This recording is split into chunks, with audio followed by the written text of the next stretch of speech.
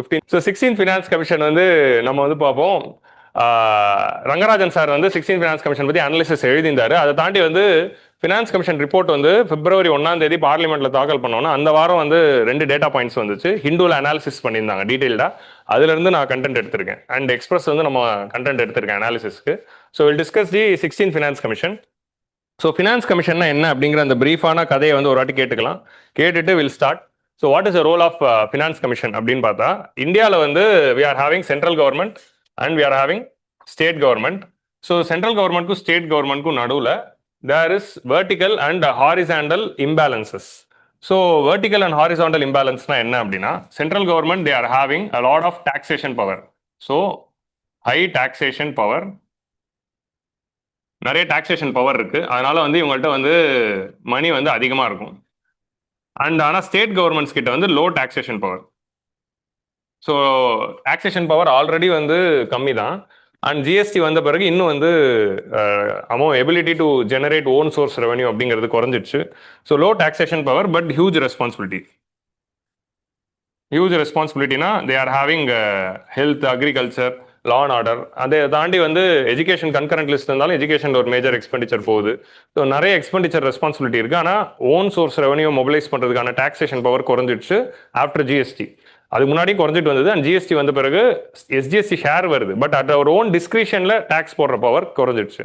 So அப்படி இருக்கிறப்போ இந்த இம்பேலன்ஸ் இருக்கு. இதான் வந்து வெர்டிக்கல் இம்பேலன்ஸ். இவங்கள்ட்ட நிறைய பணம் இருக்கு, நிறைய டாக்ஸேஷன் பவர் இருக்கு, ஆனால் இவங்கள்ட்ட நிறைய பொறுப்பு இருக்கு. அப்போ இவங்கள்ட்ட நிறைய பணம் இருக்கிறதுனால அந்த பணத்துல இருந்து ஒரு ஷேரை ஸ்டேட் கவர்மெண்ட்டுக்கு கொடுக்கலாம் அப்படின்னு சொல்றாங்க. ஸோ இவங்க 2 பேருக்கு நடுவில் இருக்கிறது தான் வெர்டிக்கல் இம்பேலன்ஸ். ஸோ இந்த வீடியோ இப்போ நம்ம பார்க்குறோம்ல, இது வந்து நெக்ஸ்ட் 5 இயர்ஸ்க்கு ரெலவெண்ட் தான். ஸோ அடுத்த 5 வருஷத்துக்கும் நீங்கள் இந்த வீடியோ வந்து நீங்கள் எப்போ வேணாலும் வந்து பார்க்கலாம். நீங்கள் 2028 வந்து பார்த்துட்டு இருக்கீங்கன்னா still this video is relevant தான் அப்படின்னு நான் சொல்லிக்கிறேன் வியூவர்ஸ்க்கு. டைம் ஃபியூச்சர்லேருந்து இப்போ வந்து பார்க்குறவங்களுக்கு. ஸோ நெக்ஸ்ட் வந்து இப்போ ஈரான் வார் போயிட்டு இருக்கு. ஸோ நெக்ஸ்ட் வந்து ஸோ வெர்டிக்கல் இம்பேலன்ஸ்னா என்னன்னா, சென்ட்ரல் கவர்மெண்ட்க்கும் ஸ்டேட் கவர்மெண்ட்க்கும் நடுவில் ஃபினான்ஷியலில் வரக்கூடிய இம்பேலன்ஸை வெர்டிக்கல் இம்பேலன்ஸ் சொல்கிறோம். இவங்கள்ட்ட நிறைய பணம் இருக்குது, ஆனால் இவங்கள்ட்ட நிறைய ரெஸ்பான்சிபிலிட்டி இருக்குது. இதை சரி பண்ணணும்.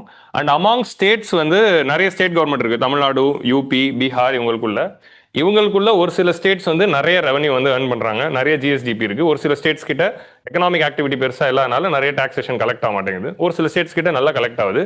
அண்ட் இவங்களுக்குள்ள வந்து ஹாரிசாண்டல் இம்பேலன்ஸ் இருக்குது.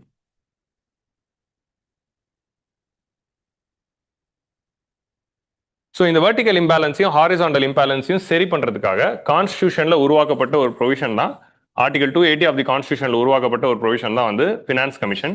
So president of India will appoint a finance commission for every 5 years. So 5 வருஷத்துக்கு இந்த ஃபினான்ஸ் கமிஷன் இந்த ஃபினான்சஸ் எப்படி ஷேர் பண்ணணும் அப்படிங்கிறதுக்கு அப்பாயிண்ட் பண்ணுவாங்க. ஸோ இந்த ஃபினான்ஸ் கமிஷனுடைய வேலை என்ன அப்படின்னு பார்த்தா, இந்த வெர்டிக்கல் அண்ட் ஹாரிசாண்டல் இம்பேலன்சஸை சரி பண்ணுறதுக்காக. ஸோ வெர்டிக்கல் இம்பேலன்ஸை சரி பண்ணுறதுக்கு வெர்டிக்கல் டெவல்யூஷன் அண்ட் ஹாரிசாண்டல் இம்பேலன்ஸை சரி பண்ணுறதுக்கு ஹாரிசாண்டல் டெவல்யூஷன் அப்படின்னு 2 ரெக்கமெண்டேஷன் வந்து தருவாங்க. வெர்டிக்கல் டெவல்யூஷன் அண்ட் ஹாரிசாண்டல் டெவல்யூஷன்னா என்ன அப்படின்னா, வெர்டிக்கல் டெவல்யூஷன்னா சென்டர்ல இருந்து ஸ்டேட்டுக்கு வந்து கொடுக்க வேண்டிய ஷேரு, அது வந்து வெர்டிக்கல் டெவல்யூஷன். ஹாரிசாண்டல் டெவல்யூஷன்னா அது எப்படி ஸ்டேட்ஸ் மத்தியில் பிரிக்கிறது. இப்போ சென்டர் கிட்ட கலெக்ட் ஆகிட்டு இருக்கிற டிவிசிபிள் டாக்ஸ் பூல் அப்படின்னு சொல்லுவாங்க.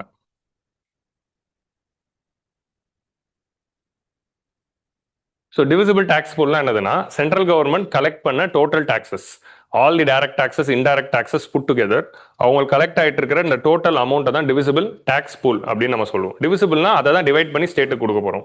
இந்த டிவிசிபிள் டாக்ஸ் பூல்ல இருந்து சென்ட்ரல் கவர்மெண்ட் என்ன பண்ண போறாங்க, ஸ்டேட் கவர்மெண்ட்க்கு ஒரு ஷேர் வந்து கொடுக்க போறாங்க.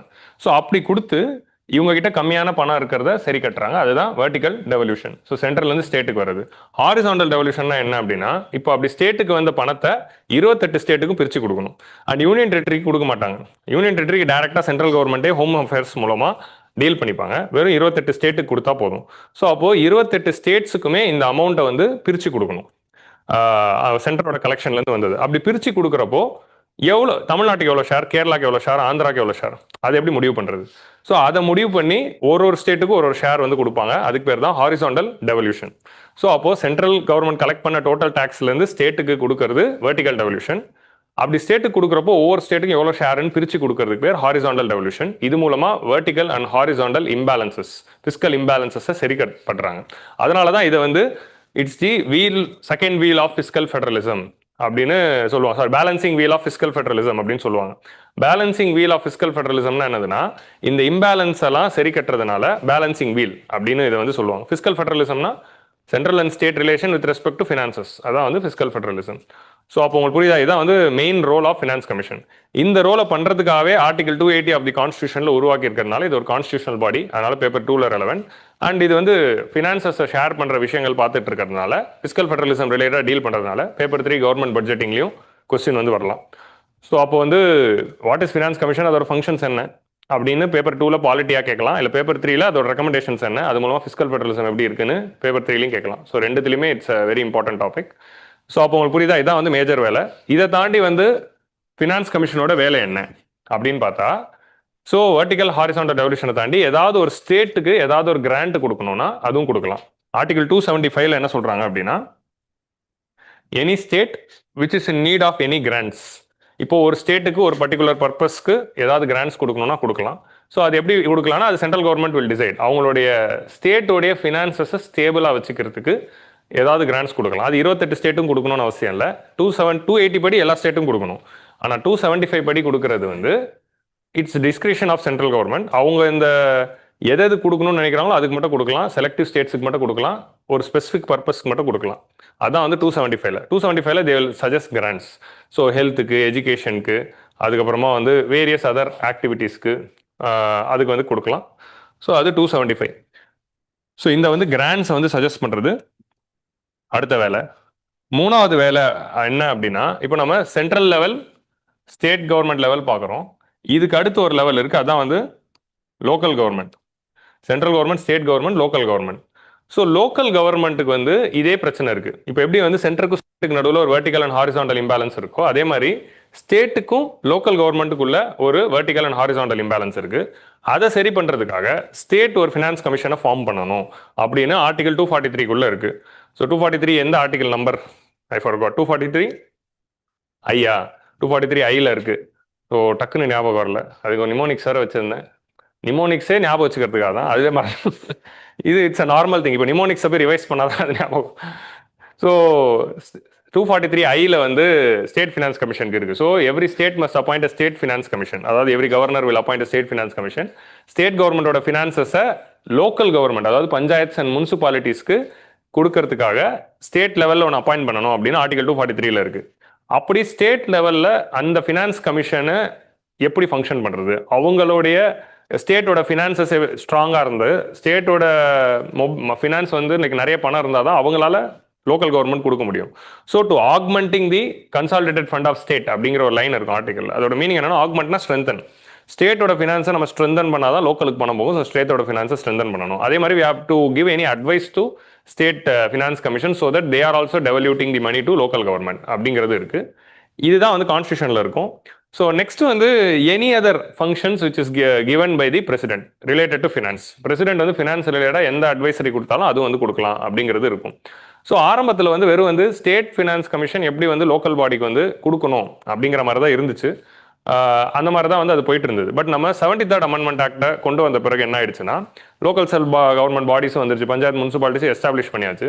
அதுக்கப்புறமா வந்துட்டு இருக்கிற ஃபினான்ஸ் கமிஷன்ஸ் டைரக்ட்லி அவங்க பார்த்தாங்க ஸ்டேட் வந்து கொடுக்குதா இல்லையான்னு பார்த்துட்டு இருந்தாங்க. அது ஸ்டேட்ஸ் பெருசாக கொடுக்காம தான் இருந்தாங்க. ஒன்ஸ் அவங்க வந்து கான்ஸ்டியூஷன்லேயே 73rd 74th அமெண்ட்மெண்ட்டில் இந்த மாதிரி லோக்கல் செல்ஃப் கவர்மெண்ட்லாம் வந்துட்ட பிறகு what they started doing was directly central finance கமிஷனே லோக்கல் பாடிஸ்க்கு பணம் கொடுக்க ஆரம்பிச்சிட்டாங்க. ஸோ சென்டர் வந்து ஸ்டேட்டுக்கு கொடுத்து ஸ்டேட்டை வந்து லோக்கலுக்கு கொடுக்கறது அப்படிங்கிறது இல்லாமல் நானே டைரக்டாக கொடுத்துருவேன். ஏன்னா கான்ஸ்டியூஷன்லி இப்போ அது ஒரு பாடி ஆயிடுச்சு. 1993 வரைக்கும் ஸ்டேட்ஸ் வந்து டிஸ்கிரிஷனில் அவங்களுக்கு ஏற்ற மாதிரி ஒருத்தர் ஒரு ரூல்ஸில் பஞ்சாயத்து முனிசிபாலிட்டி வச்சுட்டு இருந்தாங்க. ஸோ அப்போ அது வந்து ஹேஃபஸாடாக இருந்ததுனால அவங்க ஸ்டேட்டுக்கு மட்டும் அட்வைசரி கொடுத்துட்டு இருந்தாங்க. 73rd 74 அமெண்ட்மெண்ட் வந்த பிறகு ஷோராக எல்லா ஸ்டேட்டுமே ஒரு லோக்கல் பாடியை ஃபார்ம் பண்ணணுங்கிற ஒரு நிலவரம் வந்த பிறகு அவங்கள ஃபினான்ஸ் இல்லாமல் ஸ்டேட் கவர்மெண்ட்டை நம்பி வச்சிருக்க முடியாது. நம்மளே என்ன பண்ணிடலாம், ஸ்டேட்டுக்கு கொடுக்குற ஒரு பணத்தை எடுத்து நம்மளே லோக்கலுக்கு கொடுத்துடலாம். நம்ம ஸ்டேட்டுக்கு கொடுத்து ஸ்டேட்டை லோக்கலுக்கு கொடுக்க வைக்காம நம்மளே டைரெக்டாக கொடுத்துடலாம் அப்படின்னு சொல்லி ஃபினான்ஸ் கமிஷனே இப்போ என்ன பண்ண ஆரம்பிச்சிட்டாங்கன்னா லோக்கல் பாடிஸ்க்கும் கிராண்ட்ஸ் வந்து கொடுக்க ஆரம்பிச்சிட்டாங்க, விச் ஹேப்பன்ட் ஆஃப்டர் 93. ஸோ அதான் வந்து வி ஹவ் டு சி. ஒரு 10th ஃபினான்ஸ் கமிஷனுக்கு அப்புறமால இருந்தால் இது நடக்குதுன்னு நினைக்கிறேன், if I'm scientifically correct. So அதுதான் நடக்குது. So this is the whole idea. இப்போ இந்த any other matter which is recommended by president அப்படிங்கிற இந்த கிரைட்டீரியாவை பேஸ் பண்ணி தான் நிறைய அதர் ஏரியாஸ்லையும் இப்போ ரெக்கமெண்ட் பண்ண ஆரம்பிச்சிட்டாங்க. Like for example, disaster management is one field where they are recommending. Disaster மேனேஜ்மெண்ட்ல we are having this national disaster response fund, state disaster response fund, state disaster mitigation fund அப்படிங்கிற fund எல்லாம் இருக்கு. இந்த ஃபண்டுக்கு financial allocations எப்படி பண்றது அப்படிங்கிற அந்த recommendations இப்போ கொடுக்க ஆரம்பிச்சிட்டாங்க. அதுக்கும் ஒரு கிரைட்டீரியா வச்சு கொடுக்குறாங்க. ஸோ அது இருக்கு. அண்ட் இந்த வருஷம் ஒவ்வொரு வருஷமும் அந்த any other matter which is set by பிரசிடென்ட்ல அது மாறிட்டே இருக்கும் ஒரு ஃபினான்ஸ் கமிஷனுக்கும். இந்த ஃபினான்ஸ் கமிஷன்ல இந்த எனி அதர் மேட்டர் வந்து என்னென்ன வந்திருக்கு அப்படின்னா, ஒன்று டிசாஸ்டர் மேனேஜ்மெண்ட், அதை தாண்டி வந்து ஸ்டேட் பப்ளிக் செக்டர் என்டர்பிரைசஸ் வந்து எப்படி வந்து மெயின்டைன் பண்ணணும் அப்படிங்கிற அந்த ரிஃபார்ம்ஸை வந்து சஜஸ்ட் பண்ணியிருக்காங்க. அண்ட் அதை தாண்டி அர்பன் லோக்கல் பாடிஸில் எப்படி இன்னும் ஸ்ட்ரென்தன் பண்ணுறது. ஏன்னா அர்பன் லோக்கல் பாடிஸ் பற்றி ஒரு தனி சாப்டரே நம்ம பார்த்தோம். Government is focusing on urbanisation and urban development அப்படின்னு எக்கனாமிக் சர்வேல ஒரு சாப்டரே நம்ம பார்த்தோம். அப்படி ஒரு ஃபியூச்சருக்கு தேவைப்படுற சிட்டிஸ்க்கு ஏற்ற மாதிரி இன்ஃப்ராஸ்ட்ரக்சரை உருவாக்குறதுக்கும் ரெக்கமெண்டேஷன்ஸ் கொஞ்சம் சஜஸ்ட் பண்ணியிருக்காங்க. ஸோ அதை பற்றியெல்லாம் டீட்டெயிலாக பார்ப்போம். இதான் ஓவரால் ஐடியா. இந்த மாதிரி வந்து எவ்ரி 5 years வந்து பிரசிடென்ட் வந்து இவங்களை வந்து அப்பாயிண்ட் பண்ணுவார். இவங்க சொல்கிற ரெக்கமெண்டேஷன்ஸை வச்சுட்டு தான் அடுத்த 5 yearsக்கு எவ்ரி இயர் வந்து சென்ட்ரல் கவர்மெண்ட் கலெக்ட் ஆகிற பணத்துலேருந்து அவங்க வந்து தருவாங்க. இப்போ 16th finance commission is appointed for 2026 to 2031. அப்போ 2026, 27, 27, 28, 28, 29 அப்படின்னு எல்லா வருஷத்துக்கும் இந்த இவங்க சொல்ற ரெக்கமெண்டேஷன் படி தான் இப்போ 26, 27ல சென்ட்ரல் கவர்மெண்ட்க்கு ஒரு அமௌண்ட் கலெக்ட் ஆயிருக்குமா டாக்ஸ். இந்த கலெக்ட் ஆன அமௌண்ட்ல எவ்வளோ பார்ட்டை பிரித்து ஸ்டேட்டுக்கு கொடுக்கணும் அப்படிங்கிறது தான் இவங்க வந்து சஜஸ்ட் பண்ணுவாங்க. அப்படி ஸ்டேட்டுக்கு கொடுக்குறப்போ ஒரு ஸ்டேட்டுக்கு எப்படி டிவைட் பண்ணுறது. ஸோ அப்படி 5 வருஷத்துக்கு ஃபாலோ பண்ணுறதுக்கு தான் இந்த ரெக்கமெண்டேஷன்ஸ் வந்து கொடுக்குறாங்க. அதனால தான் அடுத்த 5 வருஷத்துக்கு வரைக்கும் இந்த வீடியோ வந்து ரெலவெண்ட் தான். ஓகே, ஸோ 2031 வரைக்கும் இந்த வீடியோ பார்க்குறவங்க வந்து இது தாராளமாக பாருங்க. ஸோ பொதுவாக வந்து இதுல இருந்து பிவைக்யூஸ் அதையும் வந்து அவர் வந்து டிஸ்கஸ் பண்ணியிருப்பார் சார். ஸோ பிவைக்யூஸும் நிறைய வந்து போட்டிருப்பாரு. ஸோ பிவைக்யூஸ் வந்து எப்படி வந்திருக்கு ப்ரிலிம்ஸில் ஃபினான்ஸ் கமிஷனை வச்சு அப்படின்னு பார்த்தா, mainly they have asked about what is the new thing which was discussed இந்த ஃபினான்ஸ் கமிஷன் அப்படின்னு சொல்லி 14th ஃபினான்ஸ் கமிஷன் ரெக்கமெண்டேஷன் அப்போ அது கேட்டிருந்தாங்க. அண்ட் ரெண்டாவது வந்து 14th ஃபினான்ஸ் கமிஷன்லேருந்து வந்து அடுத்த கொஸ்டின் என்னதுன்னா, டேரக்டா ரெக்கமெண்டேஷன்லேருந்து ஒரு லைனை காப்பி பேஸ்ட் பண்ணி கேட்டாங்க. 2015லேயே கேட்டாங்க. அந்த ரெக்கமெண்டேஷன் வந்து அந்த வருஷமே ப்ரீவைக்குள்ள ப்ரிலிம்ஸ்ல கேள்வி இருக்கு. 15th ஃபினான்ஸ் கமிஷன்லேருந்து என்ன கேட்டாங்க அப்படின்னா, பேராமீட்டர்ஸ் ஹாரிசாண்டல் டெவல்யூஷன் பண்ணும்போது எந்த பேராமீட்டரை ஃபார்ம் பண்ணுறோம் அப்படிங்கிறது ஒன்று கேட்டாங்க. 15th ஃபினான்ஸ் கமிஷன் 2 கேள்வி இருக்கு. இன்னொரு கேள்வி வந்து டேரக்டா 15th ஃபினான்ஸ் கமிஷன் ரெக்கமெண்டேஷன்ஸ் ஸ்டேட்மெண்ட்டாக போட்டாங்க. வெர்டிகல் டெவல்யூஷன் எவ்வளோ, ஹாரிசாண்டல் டெவல்யூஷன் எவ்வளோ அப்படிங்கிறதே ஸ்டேட்மெண்ட்டாக கொடுத்து கேட்டிருக்காங்க. ஸோ ப்ரிலிம்ஸ் பாயிண்ட் ஆஃப் வியூல பிவைக்யூல இந்த ரெக்கமெண்டேஷன்ஸ் பாயிண்ட் ஆஃப் வியூல நீங்கள் பார்த்தீங்கன்னா 3 கொஸ்டின் 14th ஃபினான்ஸ் கமிஷன்லேருந்து 1, 15th ஃபினான்ஸ் கமிஷன்லேருந்து 2 வந்துருக்கு. பாலிட்டி பாயிண்ட் ஆஃப் வியூலேருந்து ஃபினான்ஸ் கமிஷன்லேருந்து கொஸ்டின் வந்திருக்கு. அண்ட் டிஎன்பிஎஸ்சியில் எப்படி கேட்பாங்க, டிஎன்பிஎஸ்சியில் வெறும் பேசிக் ரெக்கமெண்டேஷன்ஸ் தெரிஞ்சிருந்தா போதும். டிஎன்பிஎஸ்சி பாயிண்ட் ஆஃப் வியூல அவங்க மேஜராக கேட்கறது ஹூ இஸ் தி சேர்மன், அந்த 4 மெம்பர்ஸ் யாரு அப்படிங்கிற ஒரு பேட்டர்ன். அடுத்த முக்கியமான பேட்டர்ன் வந்து எந்த ஃபினான்ஸ் கமிஷனுக்கு யார் சேர்மன். அப்போ 16th அரவிந்த் பனகாரியா சேர்மன்னா, 15th என்கே சிங் வந்து சேர்மன், அப்புறம் விஜய் கேல்கர் சேர்மன். அந்த மாதிரி வந்து ஒவ்வொரு ஃபினான்ஸ் கமிஷனுக்கு யார் வந்து சேர்மனாக இருந்தாங்க அப்படிங்கிற அந்த இதை வந்து மேசிவ் ஃபாலோயிங்கில் கேட்பாங்க. ஸோ அது ஆல்ரெடி கேட்கவும் செஞ்சுருக்காங்க. ஸோ அதுவும் திரும்ப திரும்ப ரிப்பீட் பண்ணிட்டு தான் இருப்பாங்க. ஸோ இந்த மாதிரி ஃபேக்சுவல் விஷயங்களும் நீங்கள் பார்த்துக்கலாம். So finance commission is constituted by president under article 280 of the constitution. கை வச்சா மாறுது. மெயின்லி டு கிவ் இப்போ வந்து இது படிச்சா புரிஞ்சிடும். Distribution of tax revenue between union and state amongst the state themselves. 2 distinctive features of commission is work is to involve the vertical imbalances between taxation powers and expenditure responsibility of center and state and equalization of state finances. அது horizontal இம்பேலன்ஸை சரி பண்றது. நீங்க vertical imbalance, horizontal imbalance இது ஞாபகம் வச்சுக்கிட்டா போதும். Constitution empowers parliament to determine the qualification. Article 280லேயே என்ன அடுத்து போட்டிருப்பாங்க அப்படின்னா, parliament can determine the features. வெறும் வந்து கான்ஸ்டியூஷன்ல இப்படி ஒரு கமிஷன் போட்டு இதெல்லாம் பண்ணணும் தான் இருக்கு. அந்த கமிஷன்ல யார் யார் மெம்பராக இருக்கணும், அவங்களுக்கு என்ன டென்யூர் கொடுக்கணும், என்ன ப்ரொசீஜர் ஃபாலோ பண்ணணும், அதுக்கெல்லாம் வந்து பார்லிமெண்ட் வந்து லா போட்டுக்கலாம் அப்படின்னு சொல்லுவாங்க. அந்த லா, அந்த ஒரு ப்ரொவிஷனை பேஸ் பண்ணி தான் parliament pass this law call finance commission act 1951, finance commission rules 1951. Finance commission act 1951 போட்டு அது கீழே ஃபினான்ஸ் கமிஷன் ரூல்ஸ் 1951ல இருந்து தான் இந்த மெம்பர்ஷிப்லாம் யார் வந்து இதில் மெம்பர்ஸாக இருக்கணும் ஃபினான்ஸ் கமிஷனில் அப்படிங்கிற அந்த கிரைட்டீரியாலாம் வந்துச்சு. The chairman of the commission is selected from among the persons who had experience in the public affairs. So இதுதான் ப்ரிலிம்ஸில் கேட்பாங்க. கான்ஸ்டியூஷனில் ஃபினான்ஸ் கமிஷன் இருக்கணும் தான் இருக்குது. ஃபினான்ஸ் கமிஷன் ஆக்டில் தான் 5 பேரோட கிரைட்டீரியா வந்து கொடுத்துருக்காங்க. ஸோ இப்படி தான் நீங்கள் படிக்கிறப்போ எது கான்ஸ்டியூஷனில் இருக்குது எது ஆக்டில் இருக்குது அப்படிங்கிறது தெரியணும். இதை நான் எதை வச்சு சொல்கிறேன், ப்ரீவியஸ் வச்சு சொல்கிறேன். ப்ரீவியஸ் இயர் கொஸ்டின்ஸ் இந்த மாதிரி கேட்டிருக்காங்க அக்கார்டிங் டு கான்ஸ்டியூஷன். எக்ஸாம் ஹாலில் அது டவுட் வரும், ஐயோ கான்ஸ்டியூஷனில் இருக்கா இல்லையா அப்படின்னு. ஸோ கான்ஸ்டியூஷனில் எது இருக்குது எது இல்லைங்கிறதுல தெளிவாக இருக்கணும். So according to finance commission act அது என்ன சொல்லுதுன்னா, சேர்மனுக்கு வந்து பப்ளிக் அஃபேர்ஸில் chairman is not selected based on he's an expert in economics. Chairman எப்படி செலக்ட் பண்ணுறாங்கன்னா பப்ளிக் அஃபேர்ஸ்னா கவர்மெண்டோடைய அஃபேர்ஸில் எக்ஸ்பர்ட்டாக இருக்கிறவரை தான் சேர்மனாக போடுறாங்க. ஏன்னா இங்கே கவர்மெண்டோட ஃபினான்சஸ் தான் நம்ம டிவைட் பண்ணுறோம். அப்போ கவர்மெண்ட் எப்படி செயல்படுது, கவர்மெண்டோட ஃபினான்சஸ் எப்படி செயல்படுது, ஒரு டிபார்ட்மெண்ட் எப்படி செயல்படும், டிபார்ட்மெண்ட்டில் ஆடிட் அண்ட் அக்கௌண்ட்ஸ் எல்லாம் எப்படி மெயின்டைன் பண்ணுவாங்கங்கிற கவர்மெண்ட் நாலேஜ் இருக்கிறவங்களால தான் இதை வந்து ரெக்கமெண்டேஷன்ஸ் கொடுக்க முடியும். ஏன்னா அவருக்கு தான் ப்ராக்மேட்டிக்காக ஹி வுட் ஹவ் ஒர்க்ட். ஒரு ஐஏஎஸ் ஆஃபீஸர்ஸ் தான் ஜென்ரலாக போடுவாங்க. தட் பர்சன் தான் they would have worked in the ஒரு கிராமத்தில் ரூரல் ஏரியால இருந்து ஸ்டேட் கவர்மெண்ட்ல இருந்து சென்ட்ரல் கவர்மெண்ட் வரைக்கும் எல்லா லெவலையும் ஒர்க் பண்ணியிருப்பாங்க. ஸோ மோஸ்ட் எக்ஸ்பீரியன்ஸ் தான். ஸோ அதனால தான் இப்போ என்கேசிங் எல்லாம் போட்டாங்க. NK Singh was the chairman of 15th finance commission. 16th finance commission is led by Arvind Panagariya, who was the vice chairperson of NITI Aayog already. அவர் வந்து நீத்தி ஆயோக்ல ஒரு 5 வருஷம் வந்து இருந்ததுனால he also got wide experience. So public அஃபேர்ஸ்ல இருக்கிறவங்க தான் இருப்பாங்க. 4 அதர் மெம்பர்ஸ் யாரு அப்படின்னா, ஒருத்தர் வந்து should be qualified to be appointed as judge of high court. High court ஜட்ஜா அப்பாயிண்ட் பண்றதுக்கு குவாலிஃபைடா இருந்தால் போதும். ஹைகோர்ட் ஜட்ஜா அப்பாயிண்ட் பண்ணணும்னா என்ன பண்ணணும், 10 இயர்ஸ் வந்து லா ப்ராக்டிஸ் பண்ணியிருக்கணும். அந்த ஒரு எக்ஸ்பீரியன்ஸ் கான்ஸ்டியூஷனில் இருக்கிறது. ஸோ இங்கே ஹைகோர்ட் தான் இருக்கே தவிர சுப்ரீம் கோர்ட் இல்லை. அதான் வந்து நம்ம நோட் பண்ணணும். 2வது மெம்பர் வந்து special knowledge in the finances and accounts of government. கவர்மெண்டோட அக்கௌண்ட்ஸும் ஃபினான்சஸும் தெரிஞ்ச ஒரு பர்சன் இருக்கணும். 3வது வந்து wide experience in the financial matters in administration. அட்மினிஸ்ட்ரேஷனோட ஃபினான்ஷியல் மேட்டர்ஸ் தெரிஞ்சவராக இருக்கணும். கவர்மெண்டோட ஃபினான்ஸ் அண்ட் அக்கௌண்ட்ஸ் தெரிஞ்சவராக இருக்கணும். கவர்மெண்டோட ஃபினான்சஸை ஹேண்டில் பண்ணவராக இருக்கணும். அண்ட் இன்னொரு மெம்பர் வந்து ஸ்பெஷல் நாலேஜ் இன் எக்கனாமிக்ஸாக இருக்கலாம். ஸோ எல்லாமே பார்த்தீங்கன்னா 6 தான் இருக்குது. 4 கிரைட்டீரியா மேட்ச் ஆகணுங்கிற அவசியம் இல்லை அப்படிங்கிறது நம்ம நோட் பண்ணணும். இந்த கிரைட்டீரியாலாம் போடும்போது 6 இருக்கா அண்ட் இருக்கா அப்படிங்கிறது பார்க்கணும். அண்ட் இருக்குன்னா எல்லாமே மேட்ச் ஆகணும். 6 இருக்குன்னா ஏதாவது ஒன்று மேட்ச் ஆனால் போதும். ஸோ இந்த பாலிட்டியில் இந்த டீட்டெயில் ரொம்ப முக்கியம். ஏன்னா ப்ரிலிம்ஸ் கொஸ்டின்ல இதுவே ஸ்டேட்மெண்ட்டாக கொடுத்து கன்ஃபியூஸ் பண்ணுவாங்க. இந்த ஆண்டா ஆரா அப்படின்னு நம்ம லாஜிக் கேட்ஸ்லாம் படிப்போம். இன்ஜினியரிங் படித்தவங்களுக்கு தெரிஞ்சிருக்கும். ஆண்டுக்கும் ஆருக்கும் உள்ள நேண்டு நார்னு ஒன்று இருக்குது, அது தெரியுமா உங்களுக்கு அப்படின்னு ஹியூமனிட்டிஸ் படித்தவங்களாம் யோசிப்பாங்க. உங்களுக்கு ஆண்டு ஆறு தான் தெரியும், நேண்டு நார் தெரியுமா அப்படி. ஸோ இந்த மாதிரிலாம் வந்து கொடுமைப்படுத்துவாங்க. ஸோ இந்த 4த்தையுமே வந்து சாட்டிஸ்ஃபை இருக்கணும்னு இல்லை. ஸோ இப்போ கரண்ட் மெம்பர்ஸில் இப்போ அதை நான் ஏன் அதை சொல்கிறேன் அப்படின்னா, இப்போ இதில் வந்து ஹைகோர்ட் ஜட்ஜு யாருமே இல்லை.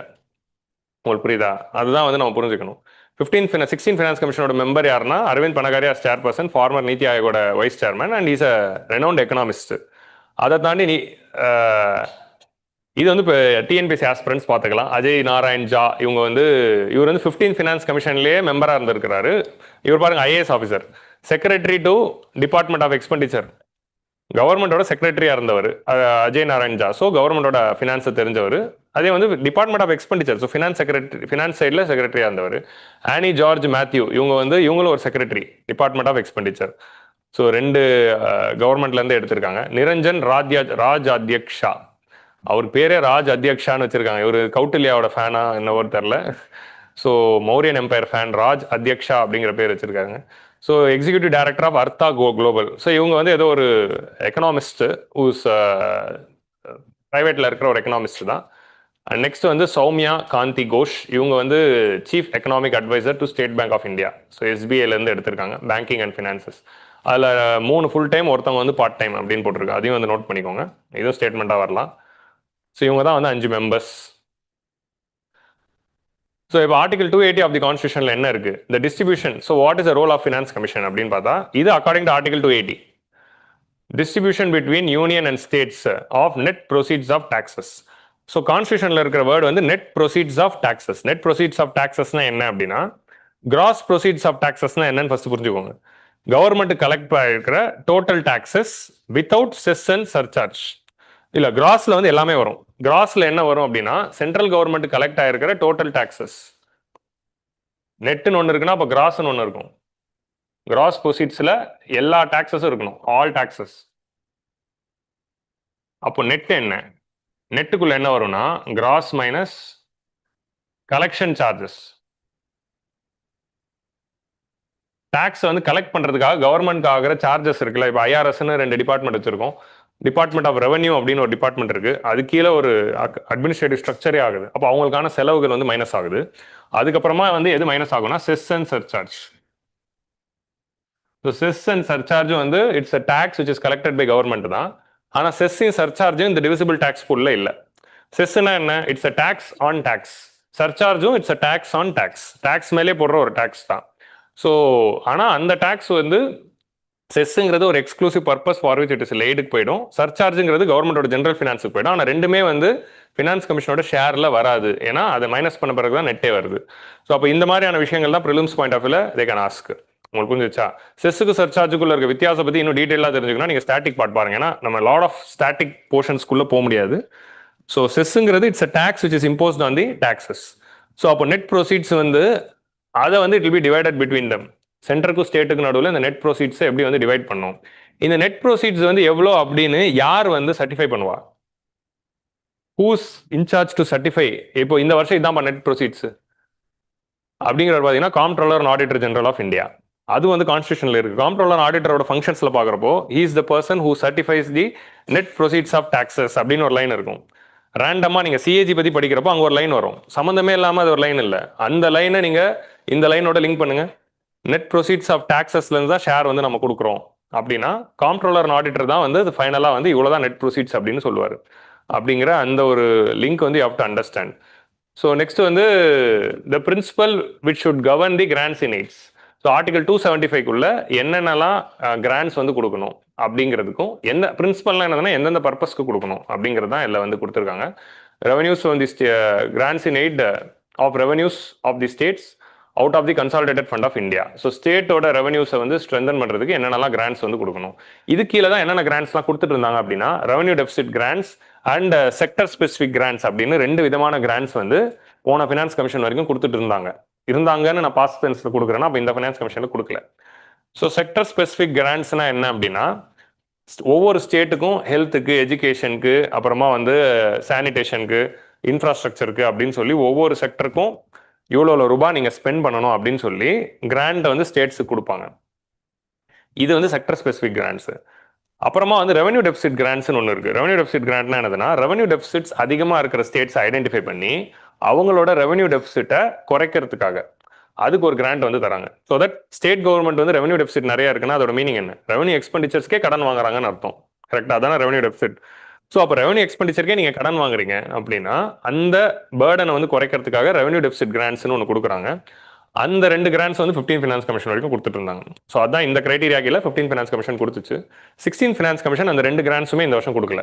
So that is the difference between the 15 and 16. 16 வந்து has stopped the revenue deficit grants and sector specific grants அப்படிங்கிறத சொல்லியிருக்காங்க. அது ஏன் ஸ்டாப் பண்ணாங்கிறது பார்ப்போம். ஸோ இதுதான் வந்து 2வது feature. The measures needed to augment the consolidated fund of state to supplement the resources of panchayats and municipalities in the states on the basis of recommendation of Finance Commission of State. So இது வந்து 73rd அமெண்ட்மெண்ட்க்கு அப்புறமா வந்த ஒரு provision. So ஸ்டேட்டோட consolidated ஃபண்டை strengthen பண்ணணும் அப்படிங்கிற இந்த விஷயம். So measures needed to augment the consolidate fund of state so that state is able to give money to the panchayat and municipality. Commission may review the present financial arrangements. So இது வரைக்கும் கான்ஸ்டியூஷன்ல இருக்கிற provision. அதுக்கப்புறம் any other matters which is described by the president of India அப்படின்னு வரும்போது president of India நம்ம திரௌபதி முர்மு வந்து அவங்க வந்து தங்களுடைய அப்ஜெக்ட்ஸ் ஆஃப் தி கமிஷனில் என்ன சொல்லியிருந்தாங்கன்னா டிசாஸ்டர் மேனேஜ்மெண்ட்டுக்கு கொஞ்சம் பார்த்து சொல்லுப்பா. டிசாஸ்டர் மேனேஜ்மெண்ட்டுக்கு we are having a federal structure. So அதை பற்றி பார்ப்போம்.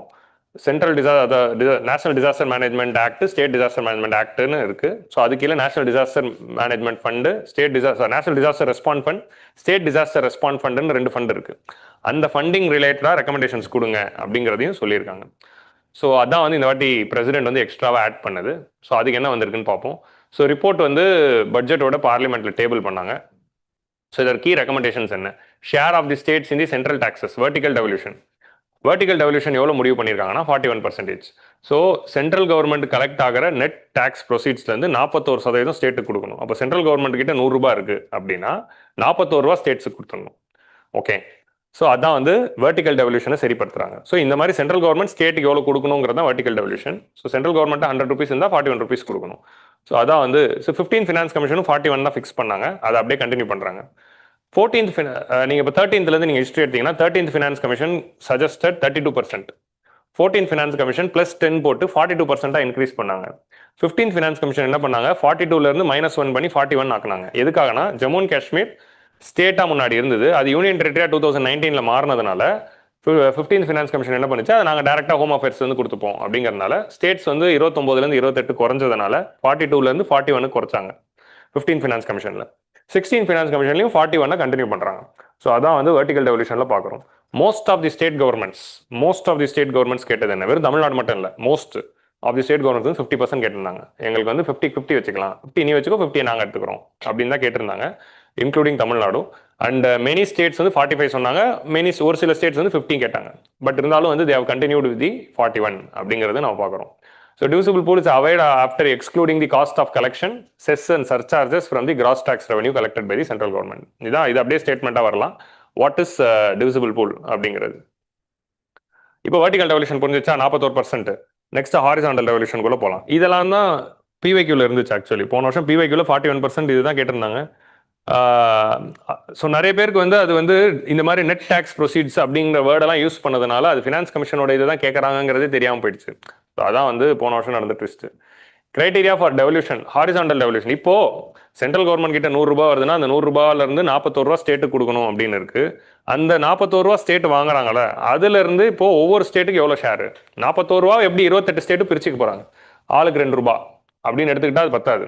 ஸோ அப்போ எவ்வளோ ரூபாவா அவங்க வந்து 41 ரூபா பிரிச்சுக்க போறாங்க அப்படிங்கிறதுக்கு தான் இவங்க வந்து ஹாரிசாண்டல் டெவல்யூஷனுக்கு ஒரு ஃபார்முலா சொல்றாங்க. ஏன்னா யூபிக்கு எவ்வளோ தரணும், பீகாருக்கு எவ்வளோ தரணும், தமிழ்நாட்டுக்கு எவ்வளோ தரணும், ஆந்திராக்கு எவ்வளோ தரணும். ஸோ இது வந்து எதை வச்சு முடிவு பண்ண போகிறோம் அப்படின்னு வரும்போது அதுக்கு ஒரு கிரைட்டீரியா வச்சுக்கலாம், ஹாரிசாண்டல் டெவல்யூஷன் கிரைட்டீரியாஸ். இதுதான் ப்ரிலிம்ஸ்ல வந்து அடிக்கடி கேட்குற area. To provide for the distribution of central taxes on the say finance commission define a formula based on the weightage. So அந்த ஃபார்முலா என்ன, அதுதான் வந்து இந்த ஃபார்முலா. ஸோ இந்த வாட்டி வந்து நமக்கு வந்து மொத்தமாக 1 2 3 4 5 6 கிரைட்டீரியா இருக்கு.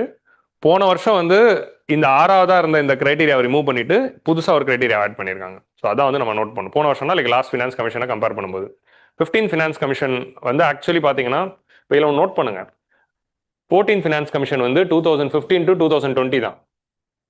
அப்போ 2020-21க்கு என்ன ஆச்சு அப்படின்னு பார்த்தீங்கன்னா, அது நீங்கள் இயர் வந்து நீங்கள் பார்க்குறப்போ கரெக்டாக படிங்க. 13th finance commission 10 to 15, 14th finance commission வந்து 15 to 20. 15th ஃபினான்ஸ் கமிஷனோட ரெக்கமெண்டேஷன் வரும்போது தான் பேண்டமிக் வந்துருச்சு. ஸோ பேண்டமிக் வந்ததுனால என்ன பண்ணாங்க, முதல்ல பேண்டமிக் இயருக்கு தனியாக ஒரு 1 இயருக்கு மட்டும் வேற ரெக்கமெண்டேஷன் கொடுத்துட்டு 21 to 26க்கு டீட்டெயில்டாக கொடுத்தாங்க. So 15th finance commission gave recommendation for 6 years அப்படிங்கிறது நீங்கள் ப்ரிலிம்ஸ் பாயிண்ட் ஆஃப் ஞாபகம் வச்சுக்கோங்க. 6 வருஷத்துக்கு வந்து 15th ஃபினான்ஸ் கமிஷன் கொடுத்துச்சு. 2021க்கு ஃபர்ஸ்ட் வந்து இன்ட்ரிம் ரிப்போர்ட்டாக ஒன்று ரிலீஸ் பண்ணிட்டாங்க கொரோனா. அப்போ கொரோனா முடிகிற டைமில் டீட்டெயில்டாக 5 வருஷத்துக்கான ரிப்போர்ட் வந்து 21-26 கொடுத்தாங்க. அப்போ தான் நான் பேண்டமிக்கில் தான் 15th ஃபினான்ஸ் கமிஷன் வீடியோ போட்டிருப்பேன். அதனால தான் வந்து வீட்டில் இருந்து ஜூமில் வந்து நடத்தியிருப்பேன். யூடியூப்ல இன்னும் அந்த வீடியோ இருக்கும். So that is the 15th finance commission. So இதில் வந்து மொத்தம் இந்த கிரைட்டீரியா வச்சு இது எல்லாத்துக்கும் ஒரு வெயிட்டேஜ். இதில் வந்து இன்கம் டிஸ்டன்ஸ். இப்போ இதெல்லாம் பண்ணுறோம்னா இப்போ இந்த ஒரு கிரைட்டீரியாக்கான மீனிங் என்னங்கிறது பார்ப்போம். ஃபர்ஸ்ட் வந்து இன்கம் டிஸ்டன்ஸ் அப்படிங்கிற கிரைட்டீரியாவை யூஸ் பண்ணுறாங்க.